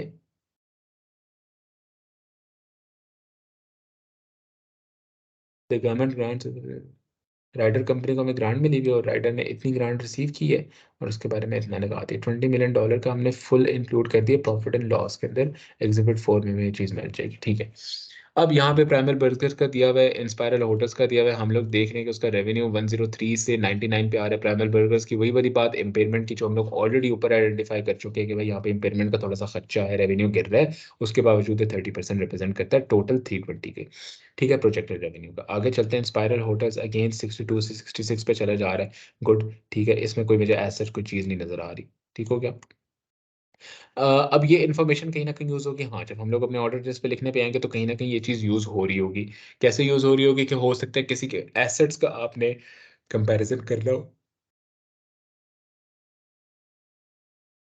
टोटल एसेट्स के साथ, तो उस अगर किसी कंपनी के किसी स्पेसिफिक एसेट का कंपैरिजन करना हो, मटेरियलिटी निकालनी हो टोटल एसेट्स के साथ, तो अब यहीं से निकालोगे। आगे आते हैं हम लोग। अदर फाइनेंशियल इन्फॉर्मेशन भी उसने दी हुई है। क्या दी हुई है? प्रोजेक्टेड टू 30 सितंबर 2015, यानी ये प्रोजेक्शन दी हुई है तीन चीजों की, operating profit, profit before tax, total asset, और 2014 की भी दी हुई है। अच्छा भाई, ऑपरेटिंग प्रॉफिट उसने दिया 76 हो गया, 72 था पहले, इंक्रीज हो गया, well and good. Profit before tax था 20 हो गया, 18 था पहले, 18 से 20 मिलियन पे आ गया, ठीक है। टोटल एसेट्स, एक मिनट, अब मुझे यहाँ पे आइडेंटिफिकेशन नहीं, प्रॉफिट बिफोर टैक्स को अगर मैं देखता हूँ इधर यहाँ पे इस पोर्शन को सिर्फ, उसमें 20 मिलियन का मेरे पास प्रॉफिट आ रहा है इस साल, 20 मिलियन का प्रॉफिट आ रहा है, ठीक है। और अगर मैं ऊपर जाके गवर्नमेंट ग्रांट वाले की इस पॉइंट को देखता हूँ, तो उसने क्या बोला है, मैंने पूरा का पूरा 20 मिलियन ऑपरेटिंग प्रॉफिट के अंदर रिकॉर्ड कर लिए, as a receipt, as an income record कर ली, क्योंकि गवर्नमेंट से रिसीव हुई थी। अगर मैं 20 मिलियन निकलवा देता हूँ, क्या होगा? मेरा प्रॉफिट एंड लॉस किधर चला जाएगा? जीरो पे आ जाएगा। क्या ये मटीरियल है? ये मटीरियल बाय नेचर होगी मेरे लिए बात। ये सिग्निफिकेंटली मटीरियल होगा कि भाई मैं अपने प्रॉफिट्स को भी हो सकता है ओवरस्टेट करने के लिए, मैनिपुलेशन का खतरा आ गया इधर, मैनिपुलेशन का रिस्क आ गया, फ्रॉड का रिस्क आ गया यहाँ पे गवर्नमेंट ग्रांट के अंदर। एक और रिस्क निकल आया फ्रॉड का, कैसे कि भाई हो सकता है इन्होंने जानबूझ के रिकॉर्ड किया हुआ as a risk of fraud, because इनका प्रॉफिट जो है वो जीरो था, और उसको प्रॉफिट लॉस था, और उसको प्रॉफिट में कन्वर्ट करने के लिए गवर्नमेंट की सारी ग्रांट को इन्होंने प्रॉफिट में रिकॉर्ड कर लिया, hence it is material by nature and there is a bigger audit risk. ठीक है, फ्रॉड रिस्क आ जाता है यहाँ पे। आगे पढ़ते हैं, आगे क्या बोलता है कि भाई ठीक है, टोटल एसेट्स के बारे में बात कर रहे हैं, वो इतने होंगे मेरे, इंक्रीज हो रहे हैं वो भी, खैर यहाँ पे मैंने सिर्फ आइडेंटिफिकेशन भी ये भी लिखते हैं। नोट्स ऑडिट कमेटी, यहाँ पे भी कोई मीटिंग हो रही थी, ये भी इंपॉर्टेंट है। क्या कहते हैं? The group currently has 3 non executive directors who form the group audit committee. ठीक है, 3 नॉन एग्जीक्यूटिव डायरेक्टर्स हैं और वो ऑडिट कमेटी को बनाते हैं। Until January 2015 there was a fourth non-executive director who was also the financial reporting expert of the group audit committee. The group is looking to find a replacement, but is finding it difficult to recruit for this position, and has requested that a senior partner from Square Incorporation should um, become a member of the group audit committee while the replacement is being sought. अच्छा, यहाँ पे ना मुझे एक audit risk मिल गया, लेकिन इससे आगे यहाँ से, क्योंकि वो मुझे रिप्रेजेंट मुझे मुझे बोल रहे हैं कि भाई आके पार्टनर को बोल रहे हैं कि भाई आके तुम यहाँ पे हमारे ग्रुप ऑडिट कमेटी का पार्ट बनो। ये तो खैर मुझे नजर आ गया कि यहाँ पे कोई मेरे पास प्रोफेशनल एथिकल इशू है, कौन सा है? ये आपका प्रोफेशनल इशू, फेमिलियरिटी भी नहीं है, सेल्फ इंटरेस्ट थ्रेट भी नहीं है, इंटिमिडेशन भी नहीं है, आप वहां पे काम कर, फेमिलियरिटी थ्रेट है, सेल्फ इंटरेस्ट थ्रेट यहाँ पे किसी ना किसी तरीके से फॉलो कर सकते हैं, ठीक हो गया। लेकिन हम लोग अभी प्रोफेशनल और एथिकल इश्यूज का क्वेश्चन नहीं सॉल्व करेंगे, हमें पता है हमने वो नहीं किया, लेकिन यहाँ पे ऑडिट रिस्क क्या है? ऑडिट रिस्क ये है कि भाई इंटरनल कंट्रोल वीक है। इंटरनल कंट्रोल कैसे वीक है? मैंने आपको अपने लेक्चर के अंदर ये बात बताई थी कि 3 किस्म के ऑडिट रिस्क होते हैं आपके पास। एक होता है डिटेक्शन रिस्क, जो कि इस क्वेश्चन में मुझे नहीं नजर आया। ऐसी कोई बात नहीं की हुई कि भाई आपने पहले कभी इस कंपनी का या इस इंडस्ट्री का आपने ऑडिट नहीं किया हुआ, कोई डिटेक्शन रिस्क की मैं बात नहीं करूंगा। कंट्रोल रिस्क, इनहेरेंट रिस्क, अभी तक जितने भी मैंने रिस्क आइडेंटिफाई किए वो सारे के सारे इनहेरेंट रिस्क थे।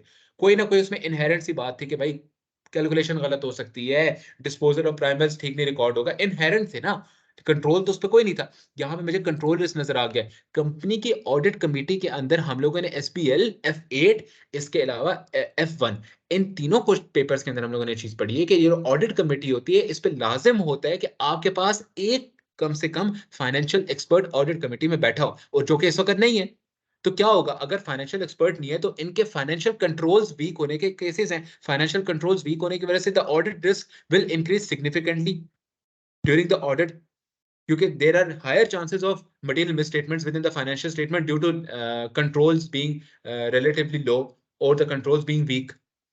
तो यहाँ पे कंट्रोल रिस्क आ गया मेरे पास, इसके बारे में लिखूंगा। मैंने आपको इनहेरेंट रिस्क के बारे में बताया था, ये आपको हर पेपर में मिलेगा, 99% मिलेगा। डिटेक्शन रिस्क, कंट्रोल रिस्क, इनके बारे में सिर्फ आपने तब लिखने जिस वक्त वो क्वेश्चन में मौजूद हो। यहाँ पे वो चीज मौजूद है, मैं लिखूंगा। मेरे पास एक और रिस्क आ गया। कितने रिस्क आ गए? मैंने बताया था कि 8 रिस्क के बारे में आपने लिखने हैं।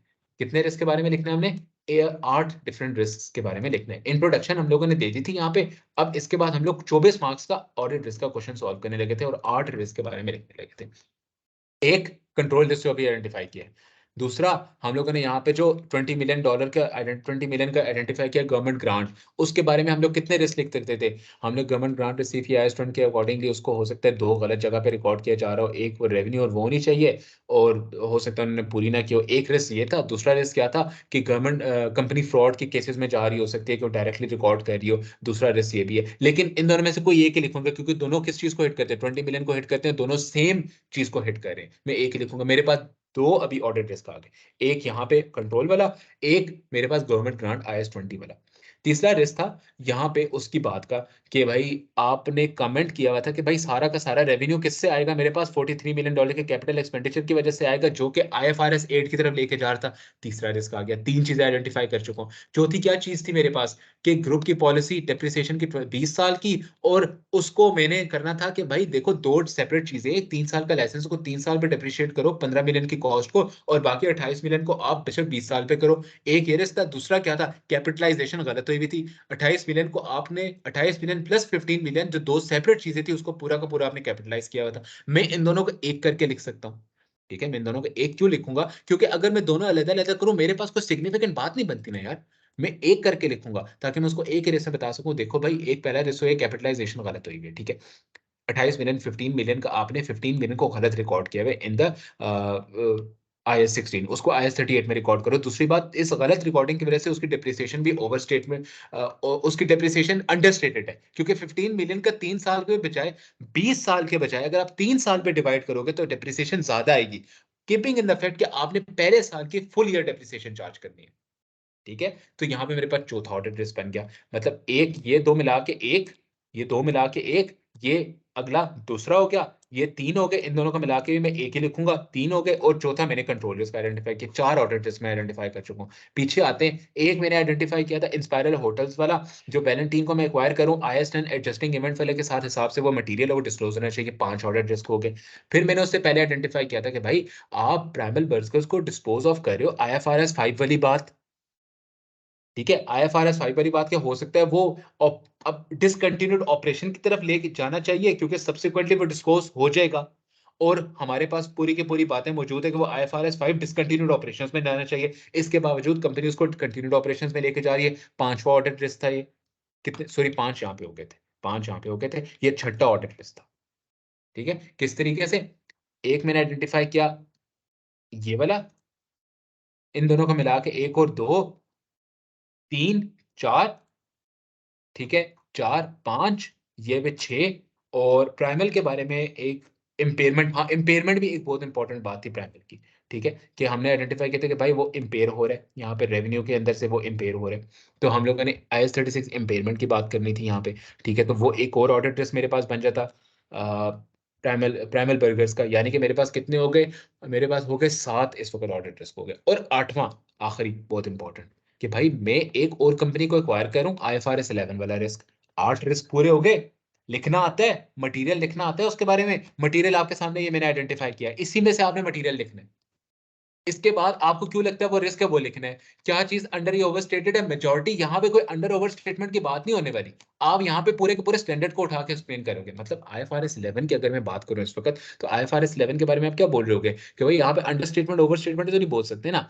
आप यहाँ पे बोलोगे there is a risk that the investment should have been recorded as a joint arrangement, as there is a joint control, but it has not been recorded as a joint arrangement. Rather it would have been recorded as a subsidiary or as an associate. फिर आपको ऐसा क्यों लगता है? आपने बोल देना कि there is a risk that the company would have taken the 50% ownership as an associate, as there is no control, or they would have taken the ownership as a full control of the company and would have recorded under IFRS 3, or would have capitalized as a subsidiary, या फिर उसके assets, और जो assets and liabilities separately disclose होने चाहिए वो नहीं हुए होंगे, क्योंकि joint venture के बारे में पता है कैसे डिस्क्लोज करते हैं। ठीक है, और बता देना है आपको, आपने उसको कि भाई ठीक है, इसको एज ए IFRS 11 डिस्क्लोज होना चाहिए इस तेरस के। बस इतनी सी बात करनी। Material, it is material by nature, बात खत्म। आगे आ जाओ। यहाँ पे पार्टली तो प्रोवाइड करना था प्राइमल बर्गर्स के बारे में, IFRS 5 के अकॉर्डिंगली इसको हेल्ड फॉर सेल होना चाहिए। There is a risk company ने इसको हेल्ड फॉर सेल नहीं रिकॉग्नाइज किया हुआ। There is a risk that the company has not disclosed the Primal Burgers as held for sale and has incorporated in the financial statements as a continued operation. Rather, it should have been disclosed as a discontinued operation. क्यों? Reason दो। Because हमें सारी की सारी यहाँ पे reason मिल रही है। The board has approved, reason number 1। यहाँ पे देखो, the board has provided an approval according to IFRS 5, there should be an approval from the board, there should be a valid looking, there should be a live looking for the buyers, जो कि आ रही है vendors due diligence हम लोग कह रहे हैं। Independent expert हमने हायर की है, और आगे फर्दर हम लोग different people are taking interest in buying the Trammell Burgers Corporation, and it is expected that it will take place just after the financial year end. यानी कि 12 महीनों के अंदर अंदर आप सेल भी कर दोगे। आपने सारी रीजंस बता दी कि ये सब कुछ हो रहा है।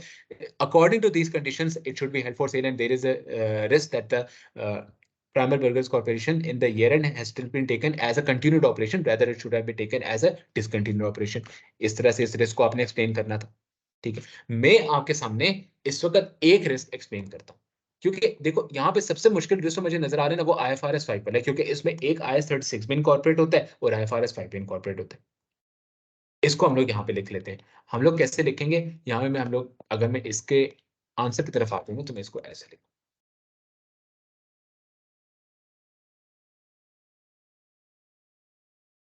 मैं लिखूंगा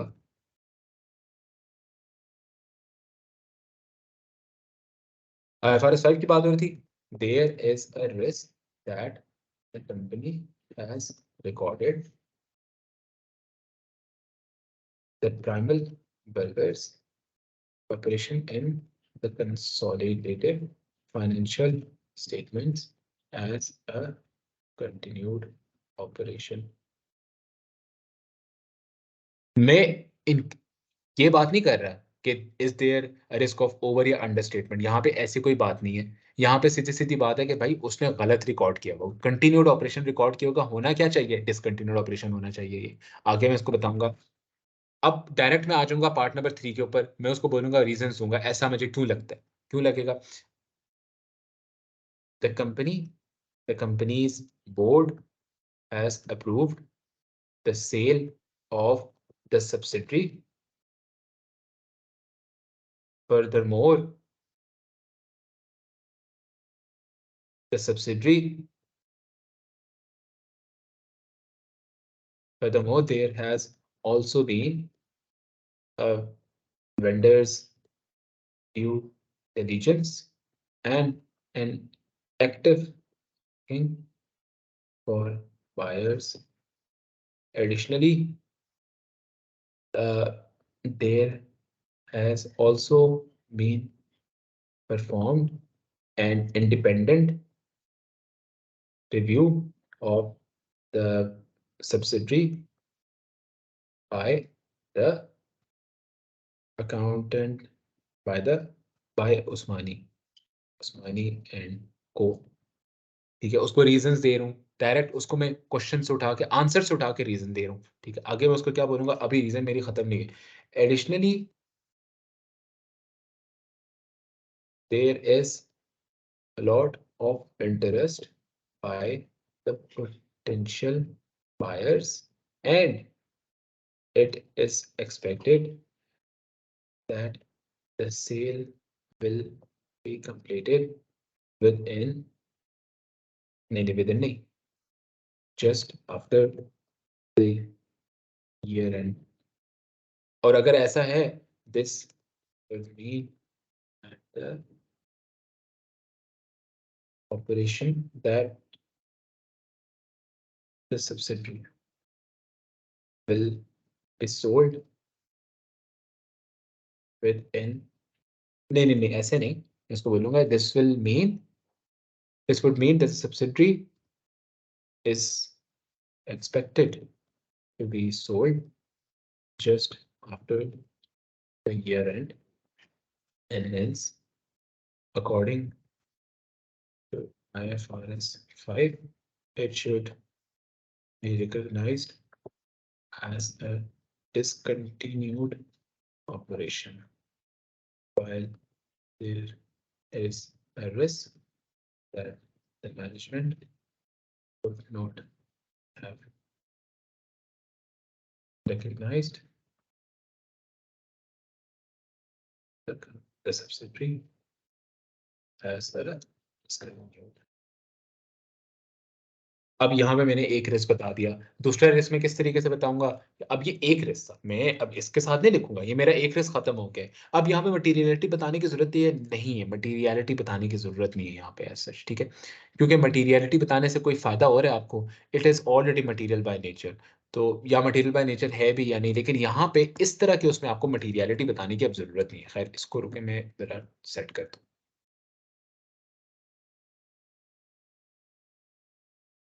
ठीक है?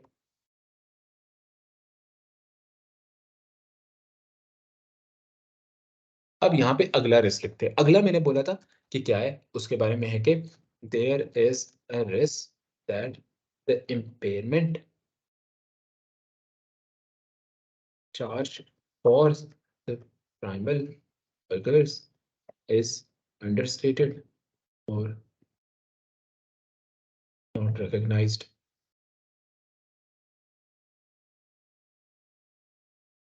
और the assessment for the impairment is not being performed. तीनों कंडीशंस मैंने उसको दे दी, क्या-क्या हो सकती हैं,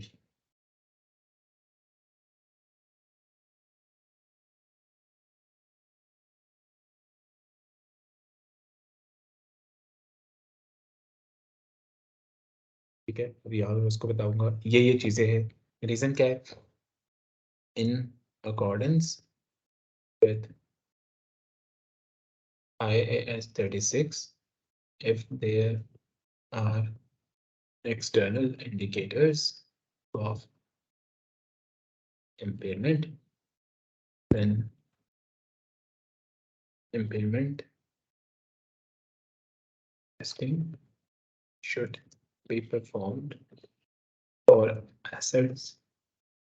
ठीक है, ये IAS 36 कहता है in accordance with IAS 36, decrease in revenue as a long-term trend is an indicator of impairment. Hence, impairment नहीं, यहाँ पे ऐसे नहीं लिखूंगा, मैं बोलूंगा is a long-term trend indicator of impairment, which is the case with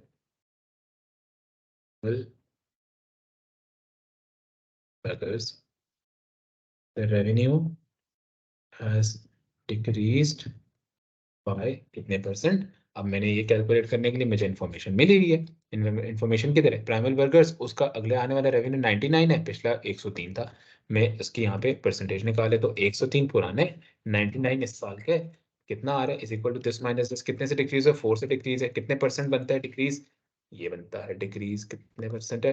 4%। Decrease by 4%, which is above the materiality, नहीं, has decreased by 4%, while the revenue itself, अच्छा,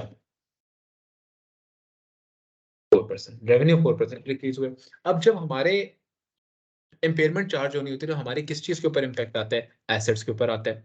तो मैं एसेट्स की मटेरियलिटी निकालता हूँ विद टोटल के साथ और बता देता हूँ कि भाई देखिए, आपका जो टोटल एसेट्स है जिन्होंने इम्पेयर होना है वो 110 है और वो टोटल के साथ इतने बनते हैं, तो मेरे पास मटेरियलिटी आ जाएगी।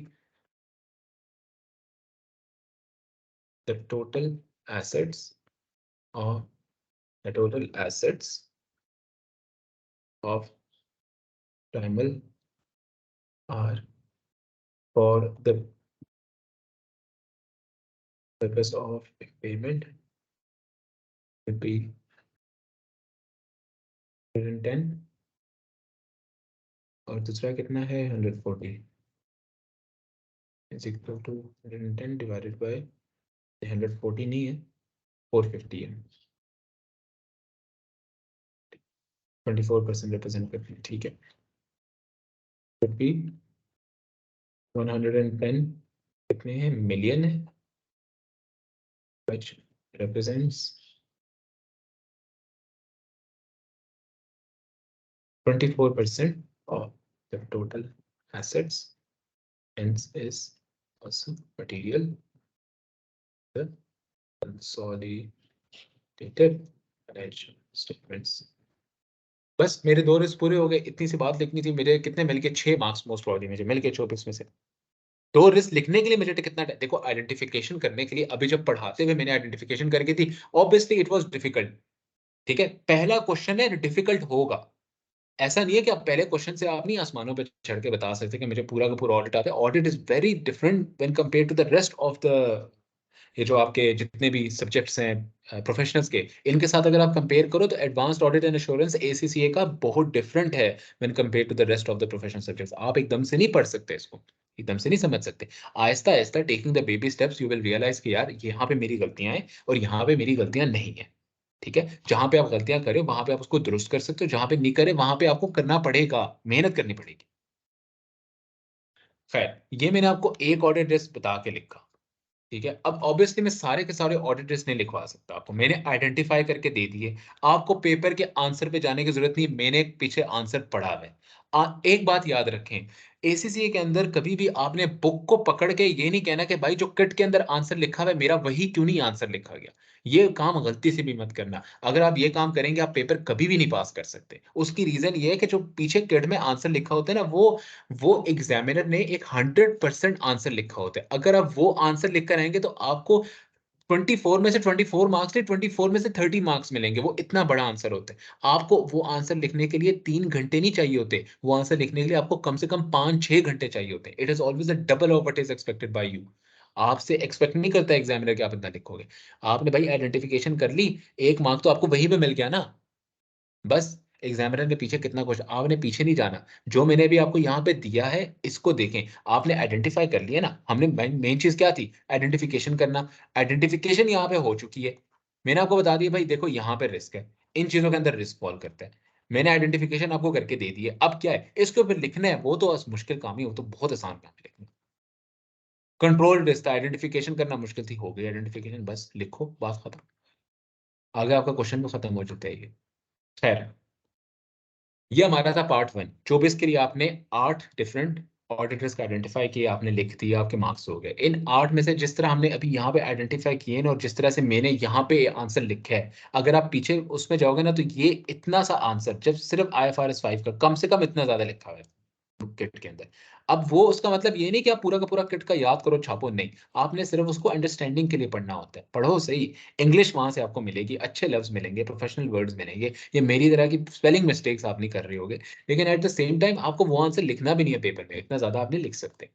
मैंने 2 रिस्क लिख दिए हैं। मेरे यहाँ पे 6 मार्क्स हो चुके हैं। ठीक है? अब आपने बाकी रिस्क इसी तरह से आइडेंटिफ़ाई, ये पहला रिस्क है। आइडेंटिफ़िकेशन अगर देखो आपने पहले क्वेश्चन पढ़ा था, आइडेंटिफ़िकेशन नहीं हुई, कोई मसला नहीं है। अगर आपकी गलतियाँ निकली आइडेंटिफिकेशन के मसले में, मुझे कोई मसला नहीं उससे। लेकिन अगर आपने क्वेश्चन नहीं पढ़ा और डायरेक्टली अभी आपने आंसर देख लिया ना, तो मुझे उससे मसला है, आपका क्वेश्चन ये ज़ाया हो चुका है। अब आप ज़िंदगी में आज से 10 साल के बाद भी ये क्वेश्चन उठा के पढ़ोगे, आपको पता होगा भाई इसकी पार्ट नंबर 2 के अंदर यहाँ पे ये रिस्क फॉल करता है। फ़ायदा? कोई फ़ायदा नहीं है उस क्वेश्चन को सॉल्व करने का। इससे बेहतर है आप लकीर पकड़ो, पेन पकड़ो, लकीरें लगाना शुरू कर दो, हो सकता है वहाँ पे कोई रिस्क आइडेंटिफ़ाई कर लो। यहाँ पे आपको कोई फ़ायदा नहीं होने वाला अगर आप रिस्क दोबारा आइडेंटिफ़ाई करोगे। सेम वो जो अगला क्वेश्चन अब मैं कराऊँगा ना आपको, तो काइंडली आप उसको करने से पहले उसको पढ़ लीजिएगा, उसको अब सॉल्व करना है। क्योंकि ये क्वेश्चन अब आप मैं एक्सपेक्ट करता हूँ आप लोग सॉल्व कर रहे होगे। जब आप सॉल्व कर रहे होगे, तो आपको ये क्वेश्चन समझ आ जाएगी। फिर अगले भी आप खुद से सॉल्व कर सकते हो और मैं आपको सॉल्व करने के बाद क्लास में करा रहा हूँगा, पहले नहीं।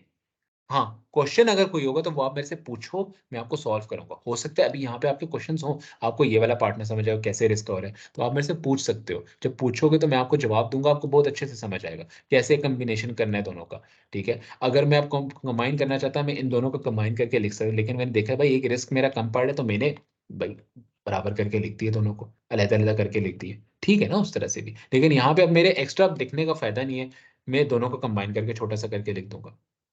ठीक हो गया। अब आते हैं हम लोग आगे। आगे उसने मुझे जहाँ तक याद है हाँ, ये वाला क्वेश्चन हम लोग कर चुके हैं। इसको मैं कर देता हूँ यूँ कर देता हूँ। अब ये हम लोग करने लगे ये वाला क्वेश्चन, इसको कर देते हैं हाइलाइट। यहाँ पे ओके आइडेंटिफाई द अच्छा ये है ऑडिट एविडेंस का क्वेश्चन। ऑडिट एविडेंस में हम लोग क्या बात करते थे डाटा 3 क्या चीज पूछ रहे हैं, किस चीज के लिए एडिशनल चाहिए हम लोगों को चीजें, in order to effectively audit disposal of primary burgers. ये जो डिस्पोजल कर रहे हैं ना, इसके लिए मुझे एडिशनल इंफॉर्मेशन चाहिए, क्योंकि मैं इसका ऑडिट करना चाहता हूँ। मुझे बताओ इसका एडिशनल ऑडिट एविडेंस मुझे क्या क्या लेना चाहिए मैनेजमेंट से। अब इसके पैराग्राफ पे अगर मैं आ जाऊं, डिस्पोजल ऑफ प्राइमरी बर्गर्स, तो पैराग्राफ में वो ये रहा। यहाँ पे उसने क्या क्या बातें की हैं। बोर्ड का अप्रूवल हुआ है, the board approved this disposal. Board का अप्रूवल चाहिए मुझे, उनकी मीटिंग ऑफ द मिनट्स दे दो। बोर्ड की मीटिंग ऑफ द मिनट्स दे दो, मुझे बता दो। उसमें पता लग जाएगा कि भाई क्या एक्टिव रिसर्च हो रही है कस्टमर्स के लिए या नहीं हो रही। रीजन मुझे मिल जाएगी, क्या वो हेल्ड फॉर सेल होना चाहिए या नहीं होना चाहिए। अगला क्या, vendor due diligence has been carried out by Usmanian corporation. मुझे इस वेंडर ड्यू डिलिजेंस की रिपोर्ट दे दो, कॉपी प्रोवाइड कर दो। क्यों दे दो मुझे कॉपी ऑफ ड्यू डिलिजेंस की, ताकि मुझे पता चल जाए कि भाई कोई इंपेयरमेंट तो नहीं चार्ज होने वाली। अगर ड्यू डिलिजेंस हो रही है और कोई वेंडर्स की ड्यू डिलिजेंस हो रही है, मुझे पता चल जाएगा it is possible, is it possible कि कोई वेंडर्स हैं खरीदने के लिए या नहीं। अगर है तो मतलब हेल्ड फॉर सेल होना चाहिए, अगर नहीं हो तो मतलब नहीं होने चाहिए। ठीक है। आगे उसने क्या बोला है, Usmanian corporation conducted an individual review of the company's financial position and future prospect. मुझे कंपनी के इंडिविजुअल फाइनेंशियल स्टेटमेंट्स दे दो, मेरे पास नहीं है इंडिविजुअल फाइनेंशियल स्टेटमेंट्स। वो भी एक ऑडिट एविडेंस है ना, अभी कंसोलिडेटेड अकाउंट्स के अंदर वो मेरे लिए ऑडिट एविडेंस है। मुझे इंडिविजुअल फाइनेंशियल स्टेटमेंट्स दे दो कंपनी की। मुझे दोगे तो क्या मिलेगा, मुझे वहां से मिल जाएगा कि इंडिविजुअल एसेट्स की वैल्यू कितनी है, इंडिविजुअल अकाउंट्स के अंदर अमाउंट्स कितनी आ रही हैं। मुझे पता लग जाएगा कि क्या ठीक तरीके से net assets net liabilities disclose हो रही है एज डिसकंटिन्यूड ऑपरेशन या नहीं हो रही। इंडिविजुअल से पता लगेगा ना, ऐसे तो नहीं पता लगने लगा। इंडिविजुअल फाइनेंशियल स्टेटमेंट्स उठाऊंगा, उधर से net assets and net liabilities निकालूंगा, और वो डिस्क्लोज होनी चाहिए एज अ डिसकंटिन्यूड ऑपरेशन। हमने आईएफआरएस 5 में ये लाइन पढ़ी हुई है ना, तो वो मुझे कहां से मिलेगी, इंडिविजुअल फाइनेंशियल स्टेटमेंट से। ठीक है, तो मुझे इंडिविजुअल फाइनेंशियल स्टेटमेंट दे दो। कितने मार्क्स थे उसने पूछे, ये चीज उसने पूछी हुई है हमसे 4 मार्क्स। यार 4 डिफरेंट ऑडिट एविडेंस आपको देने हैं बस, और उसकी रीजन एक्सप्लेन करनी है। आधा मार्क ऑडिट एविडेंस आइडेंटिफाई करने के लिए, आधा मार्क ऑडिट एविडेंस की रीजन बताने के लिए कि क्यों चाहिए। ऑडिट एविडेंस कहां से मिलता है, डाटा 3। अगर ये जो मैं चीजें बोल रहा हूँ ये नहीं समझ आ रही, डाटा 3 को उठाओ, वहां से कुछ ना कुछ बता के लिख दो, रीजन बताओ आपको क्यों चाहिए। लेकिन जब आप बैकवर्ड वर्किंग करोगे ना, आप बताओगे मुझे क्यों चाहिए, तब आपको पता चलेगा कि क्या जो आपने ऑडिट एविडेंस मांगे वो ठीक मांगे या नहीं। बोर्ड अप्रूवल मुझे क्यों चाहिए, मैं आइडेंटिफाई करना चाहता हूं कि भाई कोई एक्टिव रिसर्च हो रही है कस्टमर्स के लिए या नहीं हो रही। अगर एक्टिव रिसर्च नहीं हो रही तो फिर उसको आईएफआरएस 5 के अंदर होल्ड नहीं होना चाहिए। लेकिन अगर एक्टिव रिसर्च हो रही है, इसका क्या मतलब है कि उसको बोर्ड का अप्रूवल मिला हुआ है, तो बोर्ड के अप्रूवल से मुझे बोर्ड के मिनट से पता चल जाएगी ये बात। वेंडर की ड्यू डिलिजेंस जो कैरिड हुई है, वहां से भी उस्मानियन कॉर्पोरेशन की उस कॉपी ऑफ रिपोर्ट से मुझे पता चल जाएगा कि भाई क्या वेंडर्स एग्जिस्ट करते हैं या नहीं करते। मुझे पता लग जाएगा। Independent financial sorry individual financial statements उठाऊंगा, मुझे नेट एसेट्स नेट लायबिलिटीज की फिगर्स मिल जाएगी। मुझे पता लग जाएगा क्या जो net assets net liabilities as an क्या कहते हैं उसमें डिस्क्लोज हो रहे हैं, डिसकंटिन्यूड ऑपरेशन में होल्ड हो रहे हैं, क्या वो ठीक अमाउंट है गलत अमाउंट है, मुझे इंडिविजुअल फाइनेंशियल स्टेटमेंट से पता चलेगा। आगे हम लोग पढ़ते हैं, आगे क्या कहते हैं, which is available to potential buyers at today's date several potential buyers have expressed interest and the group expects that the disposal। अच्छा, ठीक है। देखो हम लोग जो पोटेंशियल बायर्स हैं, एविडेंस में क्या है, डॉक्यूमेंट्स डी डॉक्यूमेंट्स, डॉक्यूमेंट्स में क्या कम्युनिकेशन, सॉरी डॉक्यूमेंट्स नहीं, थर्ड पार्टी, डाटा 3 के अंदर थर्ड पार्टी कंफर्मेशन। मेरे जो बायर्स हैं उनके साथ कोई ना कोई कम्युनिकेशन चल रही होगी ना। मैं एक कंपनी यानी राइटर कंपनी का मैं एक बोर्ड हूं, मैं उस कंपनी को कुछ ना कुछ बेच रहा हूं, तो मेरे उनके दरमियान में कोई कम्युनिकेशन चल रही होगी। अगर मैं उस कम्युनिकेशन की कॉपी उठा के ले लूं, उसको पढ़ लूं, मुझे पता लग जाएगा भाई पोटेंशियल बायर्स क्या इंटरेस्टेड भी हैं लेने के लिए, यानी वो भी एक ऑडिट एविडेंस है। वो मांग लो, और जो सारी रीजन मैंने आपको भी एक्सप्लेन किया वो लिख दो। ये आपके 4 मार्क्स पूरे हो गए। क्या इसके लिए को हमने किट में थ्योरी पढ़ी, क्या बुक के अंदर कुछ नहीं पढ़ा, ऑडिट एविडेंस का सिर्फ हम लोगों ने डाटा 3 याद किया बस, इसके अलावा और कुछ नहीं याद किया। आगे ये आ जाओ भाई, ये तो अब बच्चों वाली गेम हो चुकी है ना यहाँ पे आगे। अगर ये भी अभी मैं आपको कराऊं तो इसका कोई फायदा नहीं, क्योंकि देखो मैंने आपको क्या करवाया है, इससे पहले मैंने आपको पूरा एक एग्जांपल के तौर पे क्वेश्चन कराया है। अच्छा याद रखना, ये जो प्रोसीजर्स होते हैं ना, ये कभी चेंज नहीं होते। मुश्किल आसान हमेशा चीज सेम ही रहेगी, इसमें कोई डिफरेंस नहीं आने वाला है। इसका मैं आपको सिर्फ छोटी छोटी बात बता, देखो क्लासिफिकेशन के ऊपर आपने बनाना था $48 मिलियन के ऊपर, क्लासिफिकेशन के ऊपर क्या एफआरएस 11 के अंदर अभी हमने पढ़ा है वो डिस्क्लोज होना चाहिए। मैं क्या करूंगा भाई, मुझे लीगल डॉक्यूमेंट्स दो, जो एग्रीमेंट हुआ है वो दो, मैं आइडेंटिफाई करना चाहता हूँ कि उस एक्विजिशन की डेट क्या है, प्लस एक्विजिशन की जो परसेंट 50% के ऊपर मसला है ना, हो सकता है 49% एक्वायर के, हो सकता है 51% एक्वायर के। मैं देखना चाहता हूँ how much percentage of the rates have been acquired. Substantive procedure लगा रहे हो टू आइडेंटिफाई द क्लासिफिकेशन। अगर आप अगर आप पक्का कर लेते हो कि 50% ही एक्वायर किया है, तो फिर क्लासिफिकेशन अंडर आईएफआरएस 11 बिल्कुल ठीक हो रही है। तो क्या सब्सटैंटिव प्रोसीजर बना है? Obtain the legal documents, obtain the agreement between both of the parties to identify the uh, ownership, to identify the percentage of acquisition of the company, to verify the classification. ये verify करने की जरूरत नहीं, verify लिखने की जरूरत नहीं, क्योंकि जो मर्जी आप प्रोसीजर बना लो, एग्जामिनर को पता है क्लासिफिकेशन के बारे में ही बात कर रहे हो। ठीक है, वो लिखने की जरूरत नहीं। अगला क्या मेरा प्रोसीजर हो सकता है? Review the board minutes, review करो, इंस्पेक्ट करो बोर्ड मिनट्स को। प्रोसीजर से आई उठाया, उधर से मैंने बोर्ड का उठाया, D for directors board minutes उठाए। मैंने क्या बोला? To identify whether, to understand the nature of the and the rationale of the acquisition. Rationale क्या? क्या कंट्रोल एक्सर्ट करना चाहते हैं आप लोग? आपकी वजह क्या एक्विजिशन की? कंपनी की अपनी वजह क्या एक्विजिशन की? कंट्रोल 50% की बात तो अलग हो गई, लेकिन कंपनी की अपनी वजह बोर्ड मिनट से पता चलेगी ना। वहां से मैं देखें कंपनी कंट्रोल करना चाहती है, कंपनी कंट्रोल नहीं करना चाहती, नहीं करना चाहती, एसोसिएट करना चाहती है, आईएफआरएस 11 में। ठीक है। अच्छा, अगली बात क्या करता है कि भाई अगला हम लोग क्या प्रोसीजर लगा सकते हैं? आई के अंदर जाओ, आई के अंदर जाओ, इसके लिए क्लासिफिकेशन के लिए आई के, अच्छा ये मैं अब आखिरी बता रहा हूँ, एक और प्रोसीजर रह जाएगा, वो तो खुद बनाना पड़ेगा ना, वो तो मैं नहीं बना के दूंगा अब आपको। क्लासिफिकेशन के लिए एक और सबसे आसान प्रोसीजर क्या है भाई? बोर्ड मिनट्स उठाओ, मीटिंग्स के मिनट उठाओ between the company and between the seller या दूसरी पार्टी स्मिथ एंड कॉर्पोरेशन जो है, उसके दरमियान में मीटिंग के मिनट्स उठाओ और देखो भाई how is the decision making structured. और ये भी कर सकते हो कि आप उस कंपनी के बोर्ड का स्ट्रक्चर उठाओ और देखो क्या आपने इक्वल पावर के डायरेक्टर अपॉइंट किए या नहीं किए, जॉइंट कंट्रोल हासिल करने के लिए, देखने के लिए। पता लग गया? समझ आ गई? अब यहाँ पे रह गया पीछे आपके पास एक और, आपने प्रोसीजर बनाना है खुद से। मैंने बल्कि आपको दो बना के दे दिए हैं कि मिनट कम्युनिकेशन के मीटिंग्स उठाओ, मिनट्स उठाओ बिटवीन स्मिथ कॉर्पोरेशन और दूसरी कंपनी के दरमियान में, और देख लो भाई डिसीजन मेकिंग का स्ट्रक्चर कैसा है। आइडेंटिफाई हो जाएगा कि डिसीजन मेकिंग ज्यादातर कौन करता है, क्या जॉइंट डिसीजन मेकिंग है या नहीं। सब्सटैंटिव प्रोसीजर लगा दिया, ठीक हो गया। अगला मैंने क्या प्रोसीजर बना के दिया? Obtain obtain the obtain the board structure of the joint venture and identify how many directors have been appointed by the Ryder Corporation and if they are in equal power with the uh, with the directors of the Smith Corporation। ठीक है, अंग्रेजी लिखनी है ना सिर्फ पीछे, government की grant है, बनाओ उसके ऊपर खुद से प्रोसीजर्स लिखो और मुझे बताने हैं। अगर कोई इशू आए डू आस्क मी, मैं आपको ठीक से आइडेंटिफाई करके दूंगा कि कहाँ पे आपने गलत किया, कहाँ पे ठीक किया, लेकिन इनके ऊपर आप खुद से बनाएं। ठीक है, नेक्स्ट क्लास में मैं आपको क्वेश्चन सॉल्व कराऊंगा मार्केट कॉर्पोरेशन। मार्केट कॉर्पोरेशन का क्वेश्चन मैंने आपको सॉल्व कराना है और इसमें सेम इसी तरीके से मैं कराऊंगा जिस तरह मैंने अभी कराया। ठीक है, लेकिन नेक्स्ट क्लास से हम लोग अभी यहाँ पे इसके आंसर पे मूव नहीं किया हम लोगों ने ना, हम लोग करेंगे राइडर कॉर्पोरेशन के आंसर पे मूव। हम लोग अब मार्केट कॉर्पोरेशन का क्वेश्चन पढ़ेंगे, आइडेंटिफिकेशन खुद करेंगे क्लास में, और क्लास में उसके आंसर को देखेंगे कि उसका आंसर क्या कहता है, और जो मुश्किल चीज होगी वो मैं आपको सॉल्व करके दिखाऊंगा, जो आपके क्वेश्चंस होंगे वो मैं आपको सॉल्व करके दिखाऊंगा। ओके, सी यू टुमारो इंशाल्लाह, एंड अल्लाह हाफिज।